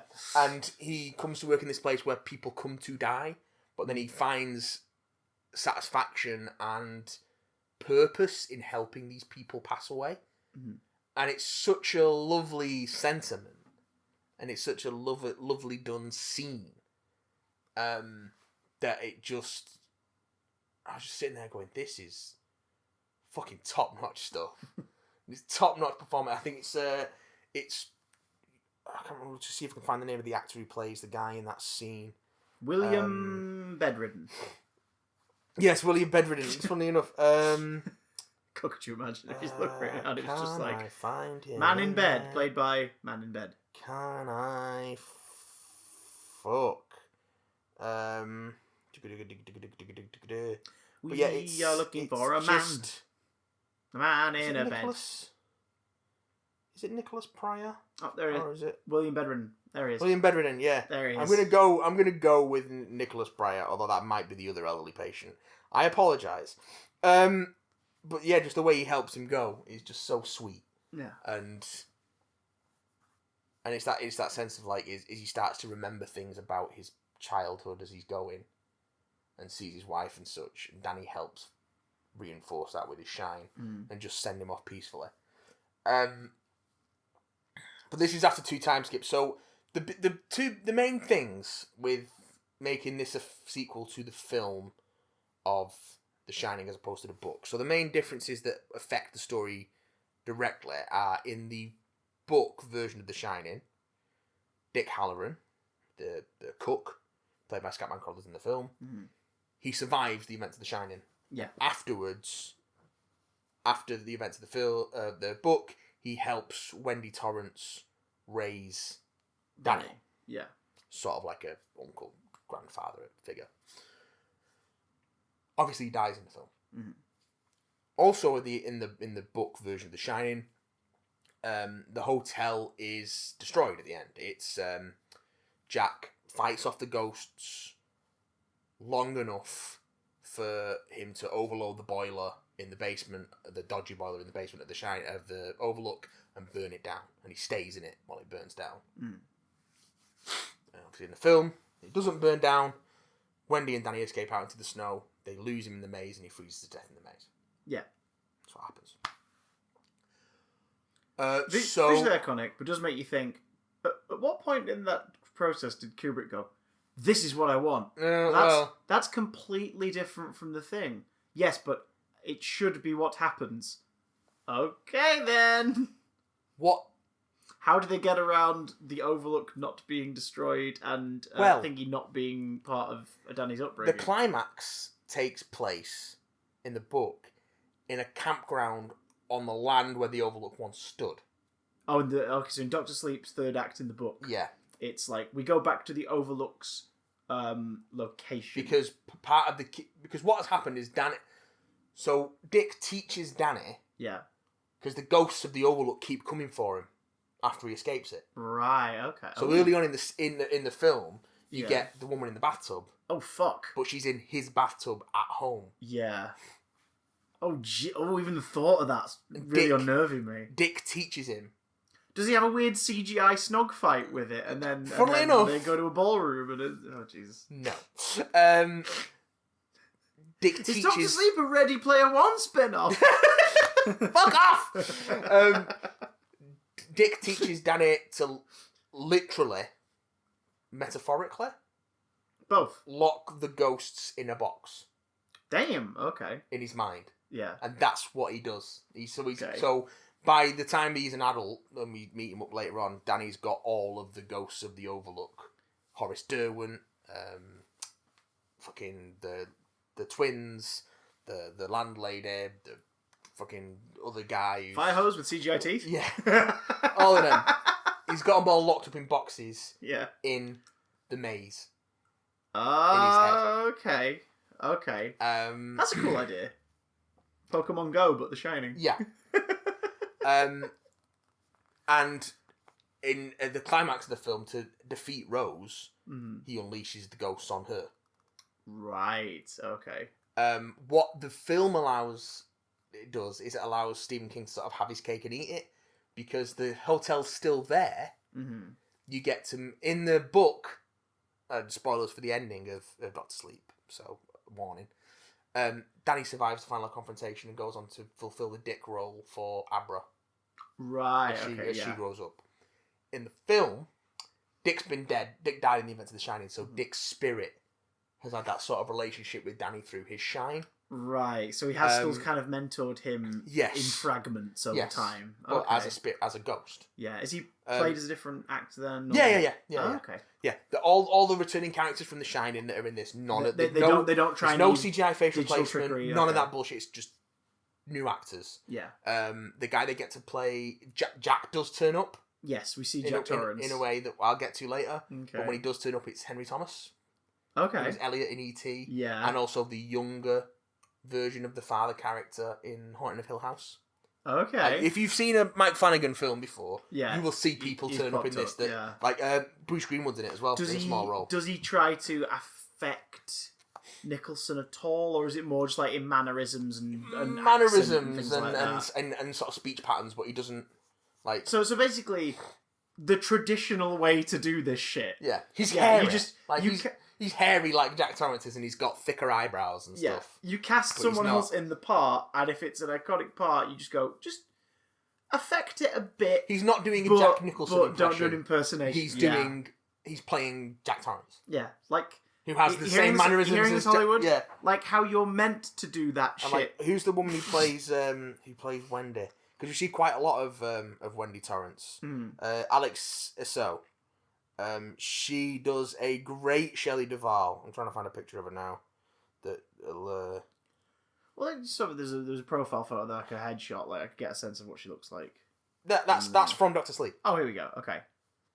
Shit, yeah, well, right. That's the kind of thing they go for. And you're like, that is definitely Wendy Torrance. Yeah, that's her. Yeah, I can absolutely see. But it's clearly not Shelley Duvall. Yeah, but you go with it. Just give us that because I want to see if they've got any ones you accept it, Jack, because you know it's a film. Yeah, and then you forget it because the performance is so good that you get over that. Oh, that's not Shelley Duvall from 1979. Yeah, it's like they don't need to fucking CGI it. Because they could, if they wanted to, I suppose they could have spliced footage and they could have found a way to sort of blend the two a bit. But like you say, if you want to do more with the characters, it's better to have that freedom to be like, no, this is just the actor playing them now. But this is them. They have. Stephen King has his cake and eats it in this film to a degree, because what happens at the end is after they go to the Overlook to lure Rose out there, Danny unleashes the ghosts on her again, but Rose has wounded him, so he's bleeding out anyway. Yeah. So after they devour Rose, the ghosts devour him. Right. And then possess him like they did his father. Oh. To go after Abra. Okay. Because the idea is that the Overlook is a hungry place. Yeah. The ghosts feed off the Shining in the same way that the True Knot, which is the group Rose leads, do. Only they were human; these are ghosts. And then, but he overpowers it for long enough to let Abra escape. Then he goes to the basement, overloads the boiler, burns down the Overlook. So we get the conclusion of The Shining, but in the Doctor Sleep adaptation. And then, so is he of a conscious mind when he blows it up? Yes. Like, so he's got them in him, but he's in a conscious mind, and he sees his mum. Okay, fair enough. And he sees his mum as he's going, then the sort of button scene on the end of the film is him talking to Abra in her bedroom. Yeah. The same way that Dick was talking to him on a park bench when he was a kid. And then when Abra's mum calls her down for dinner, you see that there's no one there. Brilliant. So he's become Abra's spirit guide. Yeah. In the same way that Dick was Danny's spirit guide. Yeah, that makes sense. I can't find any pictures of thingy as I don't think there'll be any because he's only in one scene. Yeah. Okay, so essentially, if you're a fan of the novels of both the books, you still get to see versions of things. It hits all the beats, and so the whole villainy thing is that the True Knot are a group led by Rose the Hat, and some of them are hundreds and hundreds of years old, and they're all people who had the shine or versions of it, and they consume others who have the shine. When they die, they let out a sort of steam, like a silvery smoke, and they consume that, and it makes them inhuman creatures, but then it allows them to live shine vampires for a long time, and they keep it in these canisters, like these thermos-like canisters. Yeah. That but the idea is being that they're running out, so there's less Skeksis. Yes, kind of, and they're after essence. Like there's less shine in the world than there used to be. Yeah. Only now, and then they find Abra and start coming after her. But also, Danny's slipped under their radar because he spent so long of his adult life alcoholic. Inebriated he made the same mistakes his dad did, and it's implied in the book that Jack had the Shining as well. Oh, in the Doctor Sleep book, it's implied. And in the original Shining, to a degree. Oh, right, okay. So Jack that's why you can see the ghost has a sliver of it, and that's also why he drinks to sort of block it out. Oh, it was more implied that he was aware that he had this thing. Subconsciously aware. Yeah. But that was one of the things that led to his alcoholism. So after Danny gets clean, but he doesn't really use his shine much. Certainly not to the degree that he can be found by Rose. Yeah. But what happens is there's a horrifying scene Hit me. You see, like early on in the film, you see Rose, sort of abduct a little girl who has the shine, and then sort of spirit her off. But then you actually see what happens with one of their victims later on. Jacob Tremblay has a small role as the baseball boy. He's a kid who's like a whiz at baseball because he always knows where the ball's going to go. Yeah. And he gets taken by the True Knot, and they torture him to death. Jesus. And it's like you don't. It's they don't show you the True Knot eviscerating a young boy. No, but you know what's happening. You're aware of what's happening to him, even if you don't see it outright. Yeah, you're not like seeing the knife going or anything, but you're seeing like the True Knot huddled around him, and they're huffing the steam as it comes out of him as he's screaming and stuff like that. God. It's horrifying. It's not graphic, but the way it's shot. Yeah. And the way it's framed is horrifying. It's also doubly horrifying because Abra is asleep and she feels it. She feels it through his shine reaches out. Her shine is so strong. Yeah. That she's in like Ohio and she can, she's been communicating with Danny on and off for years. God. Via the chalkboard. Yeah, in that's his room. The stuff that's in the trailer. Yeah. The whole So she's just been doing that, and he's in Colorado. Yeah. So he's on like the other side of the states, and then these guys, something like that anyway. I get the geography mixed up, but it's a massive distance. They're a massive distance, and like definitely a massive distance for a 13-year-old girl to traverse. Never mind, this baseball boy is being murdered in another fucking part of the thing entirely. So it's another massive distance, and that's when Rose first feels Abra, and is like, she's so powerful. Like we get so much steam off her. She's incredibly powerful. We've been going for these boxes of 9 nuggets. There's a box of 20 McNuggets down the road. Pretty much, because not long after they murder the baseball boy, the oldest member of the True Knot dies because they don't have enough steam. Ah, okay. And you get to see sort of the true nature of their inhuman pact, horror, because, like what they are. Well, as they die, they start fading out layer by layer. Oh, so you see the skin just starts to disappear. And then the guy. Oh god, no! Why? He's like the oldest member of the True Knot, and it's he's a character actor. I think it's the guy who played Lurch in the Addams Family movies. I hope so, because that means he's still around. I could be wrong. Carol Strucken. Plays it, Carol Strucken. Oh yeah, that guy. The giant from Twin Peaks. He's Lurch in Addams Family and Addams Family Values.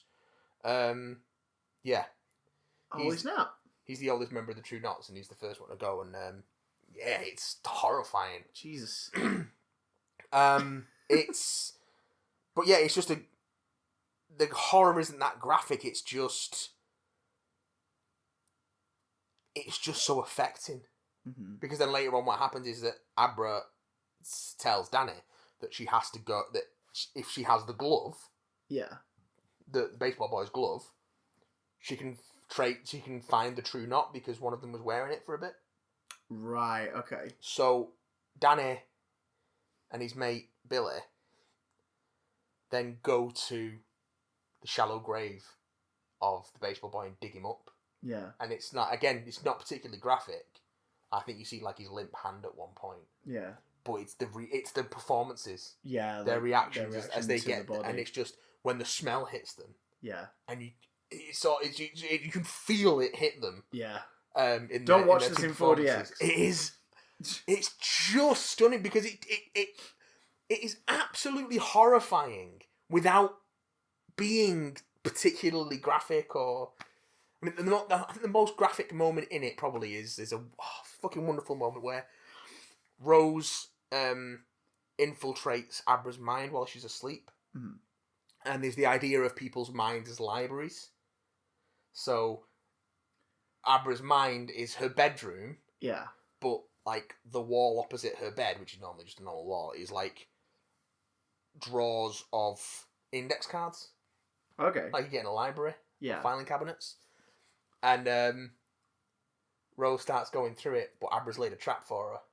So the filing cabinet door closes on her hand. Yeah. And Rose has to pull her hand out of the filing cabinet, and she starts to deglove her hand. Oh. And it's horrifying. But again, it's not it's nothing. It's not, look at this gore. No, it's look at how painful this is. And then it gets healed up later on when she doses up on steam to go after Danny and Abra. But yeah, so there's nothing, massively nothing indulging graphic in in it. Graphic, no, there's nothing. This isn't a Gorehounds movie. Yeah, like, that's the bloodiest thing that happens in the movie. There are violent deaths, but they're not graphic. Mm-hmm. There's the 2 time skips that I mentioned. So you have the sort of the prologue section with Danny as a boy.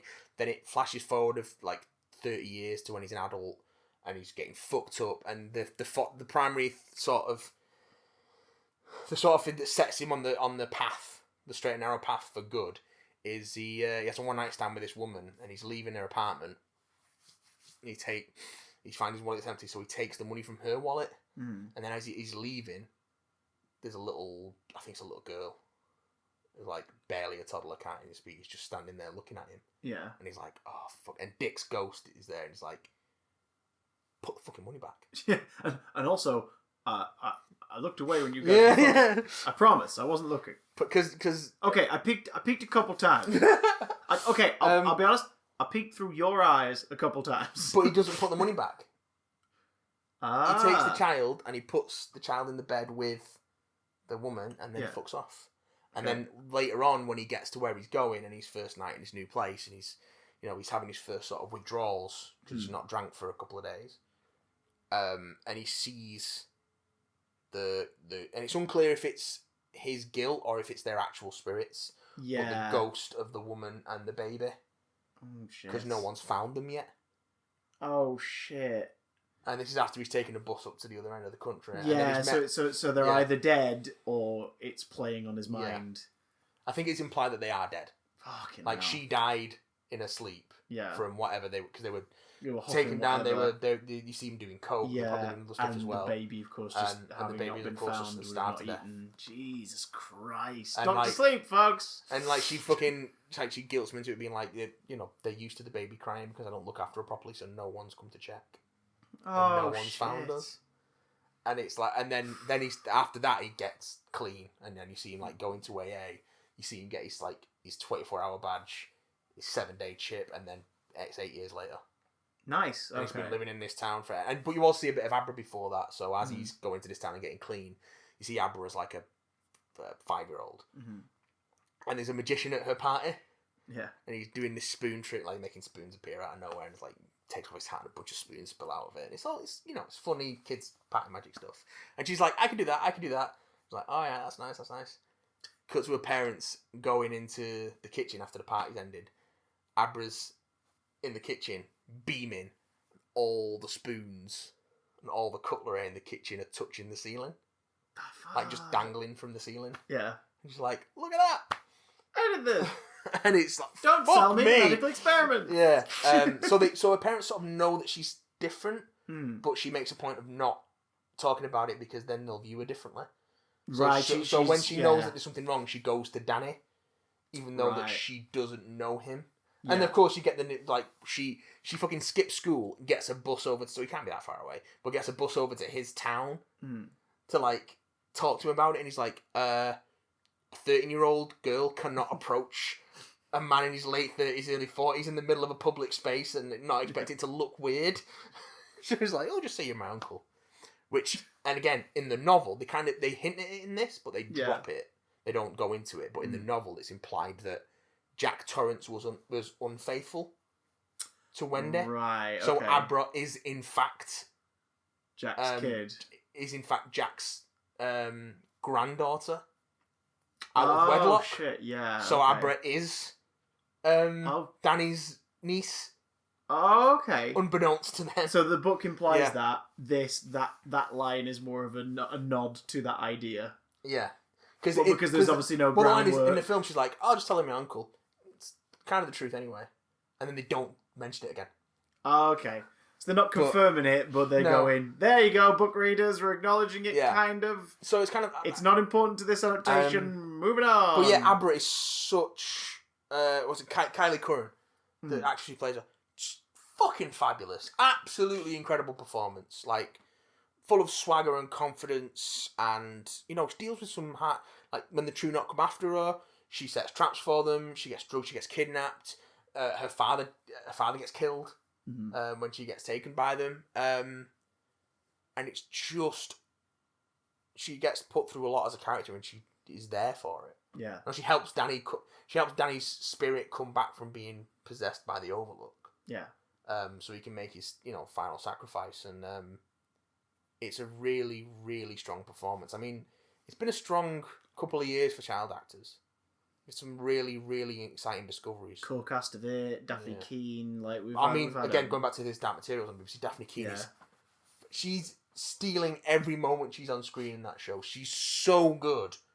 She's putting every adult actor in that show to shame, and there's a real good cast in that show. There's a cavalcade of talent. I cannot tell you, it's worth watching the BBC's Damn Materials just for Daphne Keane. She is something else in that show. Good work, Daphne! Hey! But yeah, Kylie Curran, definitely another one to watch. But like I say, there's just...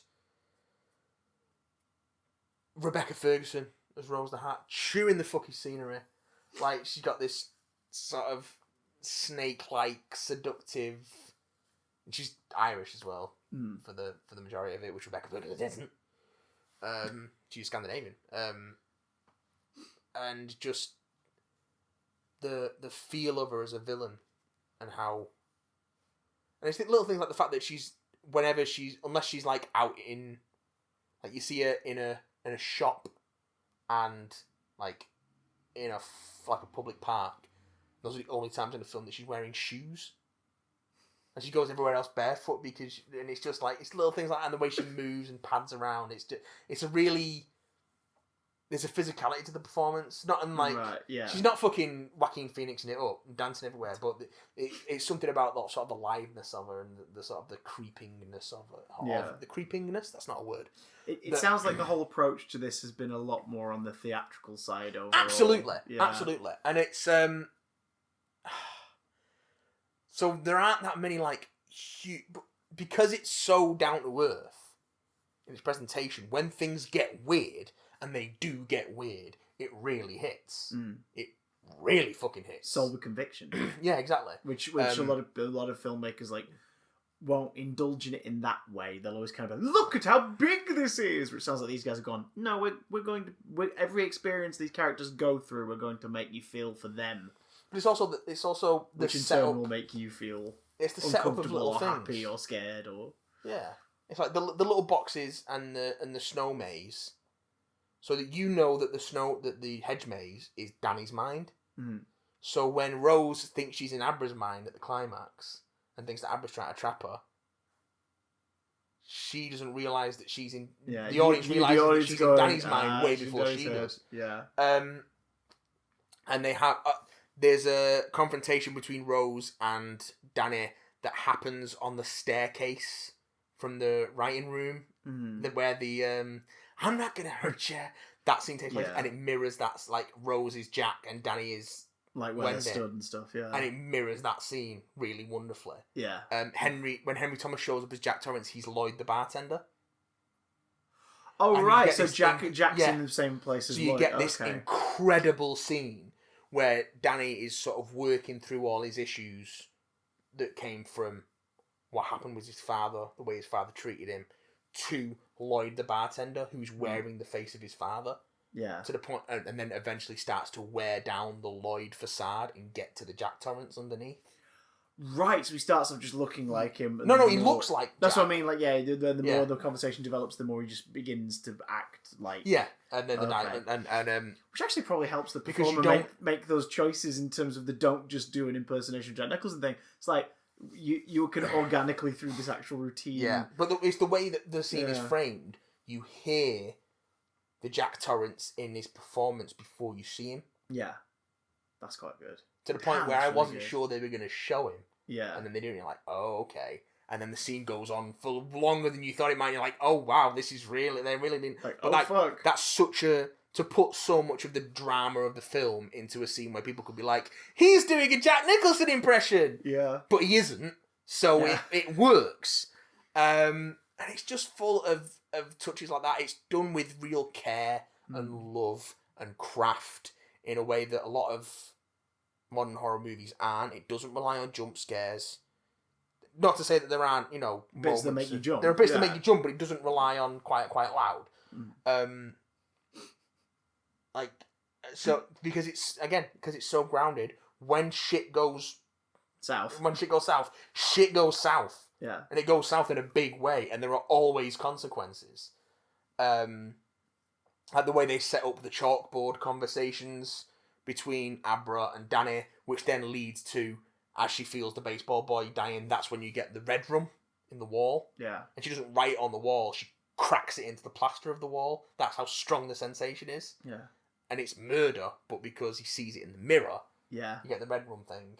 And then he goes back to the Overlook and goes back to the old room in the Overlook, and there's a door with red rum on it and the hole that's bashed into it, and he peers through the Here's Johnny hole, and it's just... The Here's Johnny hole. Ooh, Here's Johnny hole. The fact that Flanagan is so confident in the film, and he should be, because it's brilliant, that he can invoke The Shining visually and go back to those locations and rebuild those sets and shoot in them, and it still works, and it works all the better because of it. It's absolutely brilliant. You should see, you owe it to yourself to see Doctor Sleep. It is really, it's really, really something special. And I'm a week and a half out from it now, and I'm still feeling it. It's just got something in it. It's the sign of a good horror. Oh. Ladies and gentlemen, go watch Doctor Sleep. Oh. Now, before we go to sleep... Hey! We're not going to. We're going to sex it first. We're going to Making Fuck Berserker.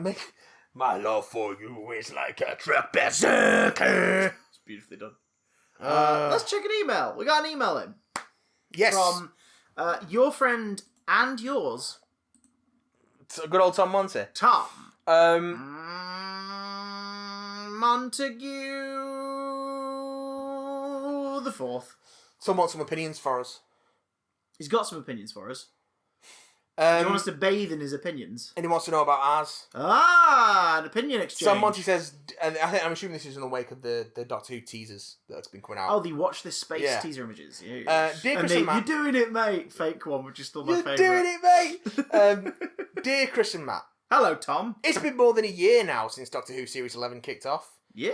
Matt, I remember you enjoyed it. Chris, I think you recall you having more mixed feelings about it. I, for one, thought it was definitely the worst series of New Who because it took no risks. That's a factually debatable statement, I'm going to say, Tom. For me, it definitely took risks. For me, there was not a single standout episode, and this is the only series I can say that about, and I'm yet to be impressed by 13. How does Series 11 hold up in your guys' books a year on? Where does it rank among the other series? It's hands down better than any of the Capaldi series. It's better than most of the Matt Smith stuff. As terms of single episodes, it has at least 2 episodes which could go in the top 10 of the new series for me easily. Oh, which 2? Rosa, I'm assuming. Demons of Punjab. Demons of Punjab. Oh. Yeah. I still think it is one of the weaker series of the modern run of Doctor Who, but more so near the middle of the rankings, nowhere near the bottom. Hey, you're not going to be seeing arachnids in the UK on any best of lists. Best episode featuring spiders. Yeah. Maybe. Like, second place, obviously. Yeah. Below Planet of the Spider. All praise to the Great One! I'm sort of like... The RTD era is still the best run of the modern series for me. Absolutely. Like, certainly the most consistent. Every one of his 4 and a bit series is still the best. Matt's first series I really love. I like bits of Series 6. I like quite a bit more than I give it credit at the time of Series 8, Capaldi's first year.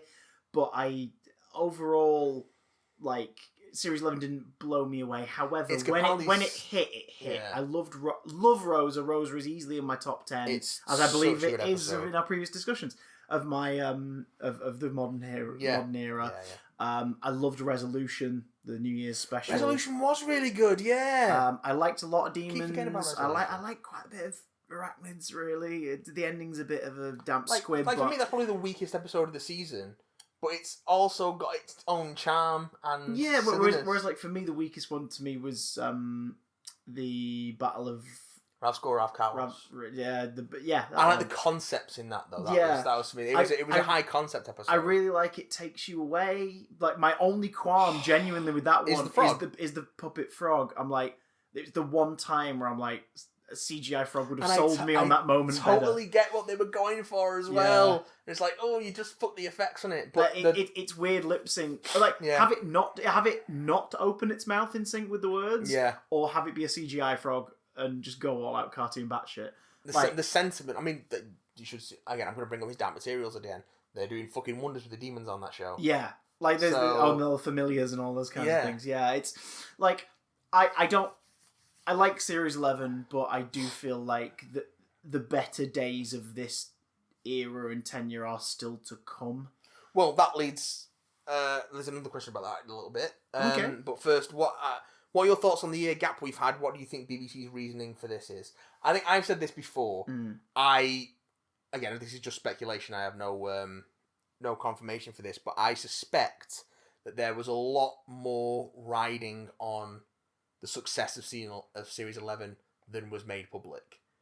I think if Series 11 hadn't have been the success it was, and it was a success, doesn't matter what sort of... But the ratings and this, that, the other, that changes over time. That changes over time. Anyway, simply because of the way we consume media is different. Season 11... Dr. Capaldi's successful launch series or whatever for Doctor Who was still not pulling anywhere near the numbers 2005, 2006 were pulling in. Yeah. And that's due to many factors, but it still doesn't make it unsuccessful. Jodie's series was a success. It was a success in terms of ratings and thingy. And it was certainly more of a critical success with the mainstream media than the last couple of seasons have been. Yeah. Yeah. Absolutely. If that hadn't have happened, I don't think we would be getting a Series 12.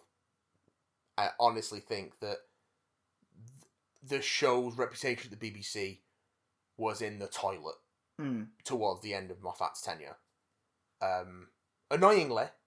Yeah, because there's some good stuff in those series, and there is some good stuff in series... Moffat's a seasoned writer. He should know better. Series 9 and 10, but I'll amend that. There's some good stuff in Series 10, and...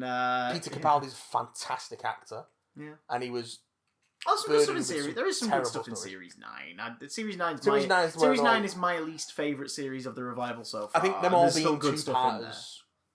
to a greater or lesser degree was a problem. Oh, also, or the connective two-parter, like the ones that had some shared elements. Yeah, like that. I think it was just but it gave us more Julian Bleach as Davros. I mean, that was which fun. was cool because it was like he's one of the best guest stars we've had. The Doctor rolling around in Davros's chair is never not going to be great. Yes, like, that's fantastic. That is a fun mental image. And then that horrible reveal of the upper torso of Davros writhing on the floor. The very Borg Queen Davros. Yeah, because at this point he is just like what we see. Yeah. That's what I think. That's I know enough to know that I'd rather say no comment. Like, that's all I'm saying. Yeah. But it ain't what the Not My Doctor Brigade would have you believe. Put it that way. A lot of the videos have come to conclusions from people who are very aggressively against the show. I mean, there are obviously people who just didn't like the last series and don't like the new characters and stuff, and that's totally fine. But there are people who are making a living out of bitching about it. Yeah. And every theory they have purported, I can confirm from my limited knowledge of inside stuff, is not true. Well, but at the same time, there's stuff I know that I'm like, you know what the difference is between us and those folks that make a living out of bitching about this stuff? They make a living out of it? Exactly. To be honest with you, I thought you were going to say, but you know what the difference is between you and me? I'll make this shit look good. Also and now I want to watch Men in Black, because it's so good. Do you have high hopes for Series 12? I personally am expecting more of the same, but I'm hoping to be surprised. I'm expecting more of the same because I liked it. I hope you enjoy it more, because I get that you didn't like Series 11, and that sucks. I hope you enjoy it more. We wish you did, not in like oh my god, you should be on the same size as us, but just like I in the same way I imagine you wish you'd you liked I it more. I disagree no with the idea... No one ever wants to watch something and be disappointed, ever. No. So, you know. I disagree with the idea that it took no risks. If anything, the casting of Jodie Whittaker was an enormous risk. I get what you mean in terms of its execution, Tom, not taking any risks. It did... The Doctor, for example, one of my biggest problems with it, the Doctor did feel very template fan filmy in terms of the way she was written. And it some episodes it didn't give Jodie much to play with, really. I think that's also a downside of having the 4-man TARDIS crew. Yes. Because you have to... You are dividing up screen time between 4 characters instead of 2. Yeah. Jesus, the fucking Witch Hunters. That was a great episode. Witch Hunters was great, yeah. Especially with Alan Cumming just hamming it. Fucking Alan Cumming, man. I love him. I'm all for the guest stars. I love him. I'm all for the guest stars playing historical figures and hamming it. Yeah, more of that, please. That's what so I want for Series 12. More historical figures played in really hammy performances. I want that. I've got some higher expectations for Series 12. Just because one thing I did miss last year, and I completely got why they did it, but one thing I did miss was the exclusion of recurring elements. Yeah. Like, I get that, and I don't think every series should have, like, a bunch of old villains cropping up again and again.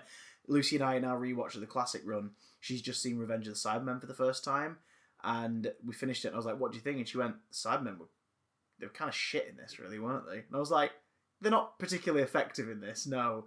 And it's because it almost feels like we've not done a Cyberman story in a while. Quick, do one. And they didn't really have a story to tell that utilised the Cybermen well enough. Yeah. Like, oh, they're allergic to gold now. That's important, right? It's like, no, what made them creepy before was the way they carried out their plans and the way they sounded and all that. And in this, it's just like, they're just kind of... they could be anything in this. Yeah. And it's...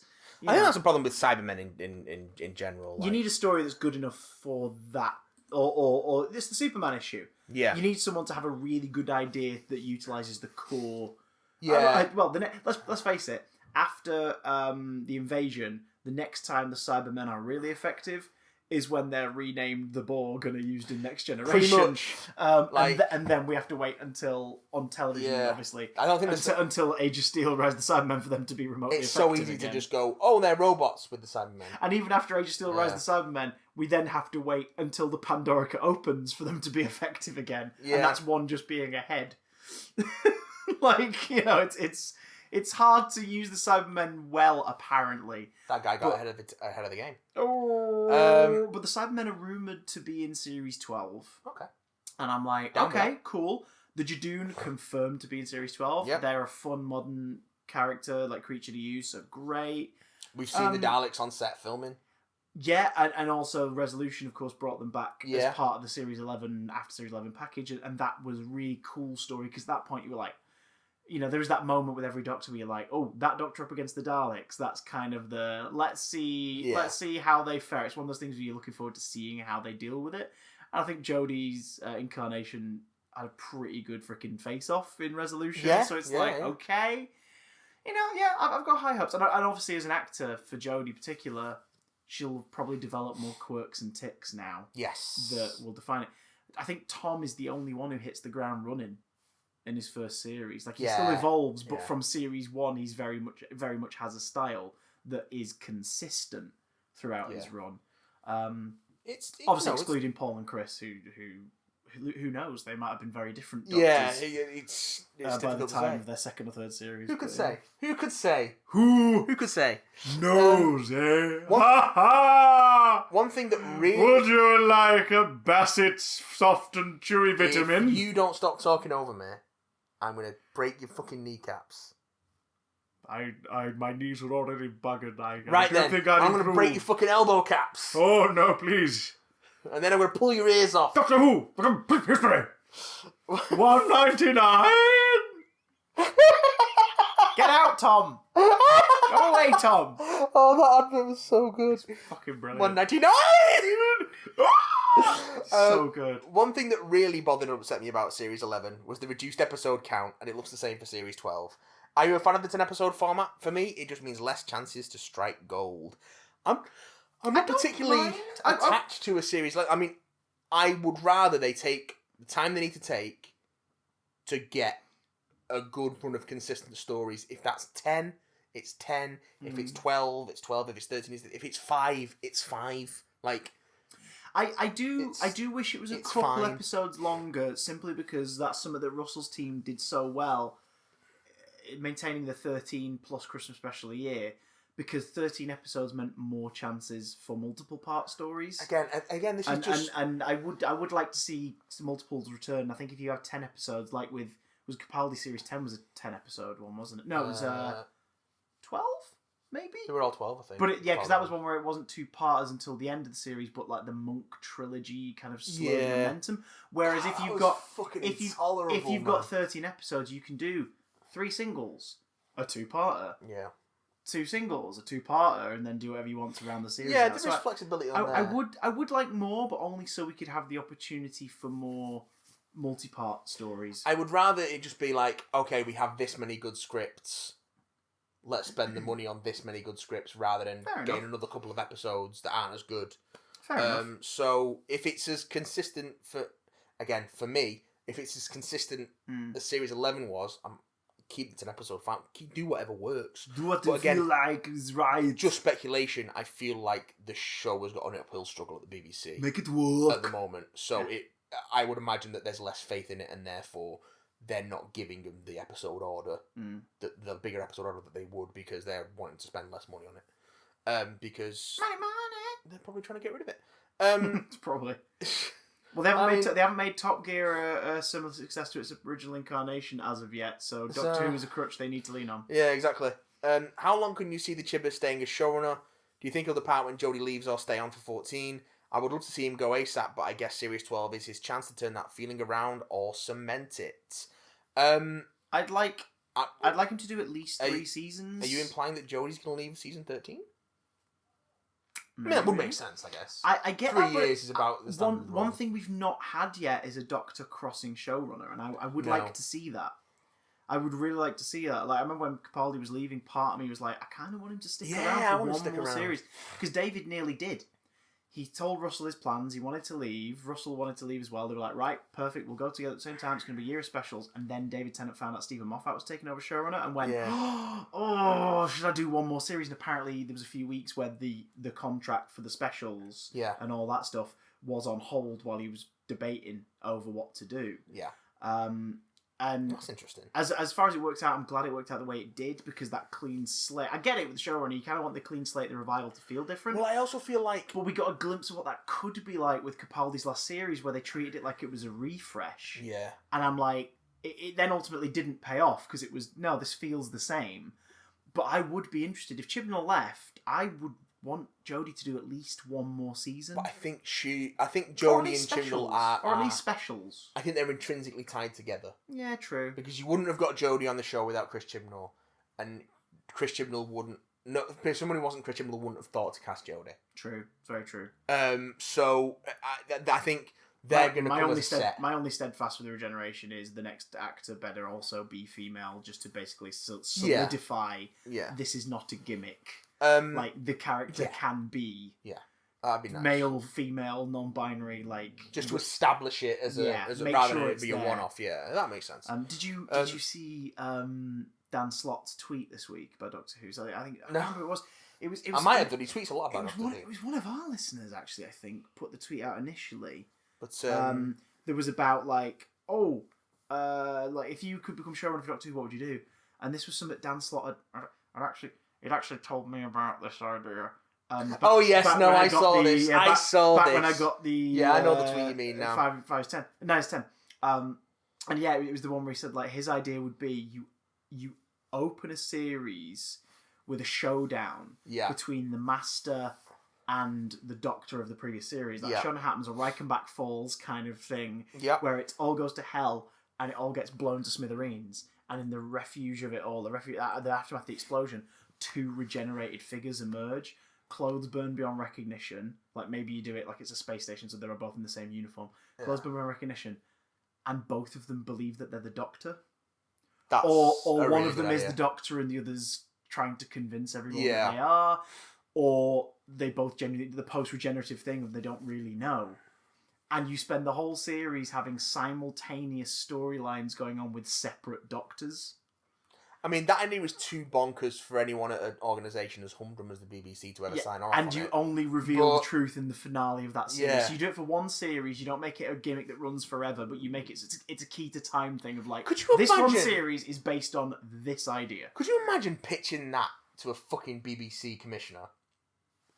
I can imagine pitching it to them, and I can imagine them going, great, well, we'll be in touch about stuff, and then they're never getting back in touch with you because a lot of BBC commissioners are that boring.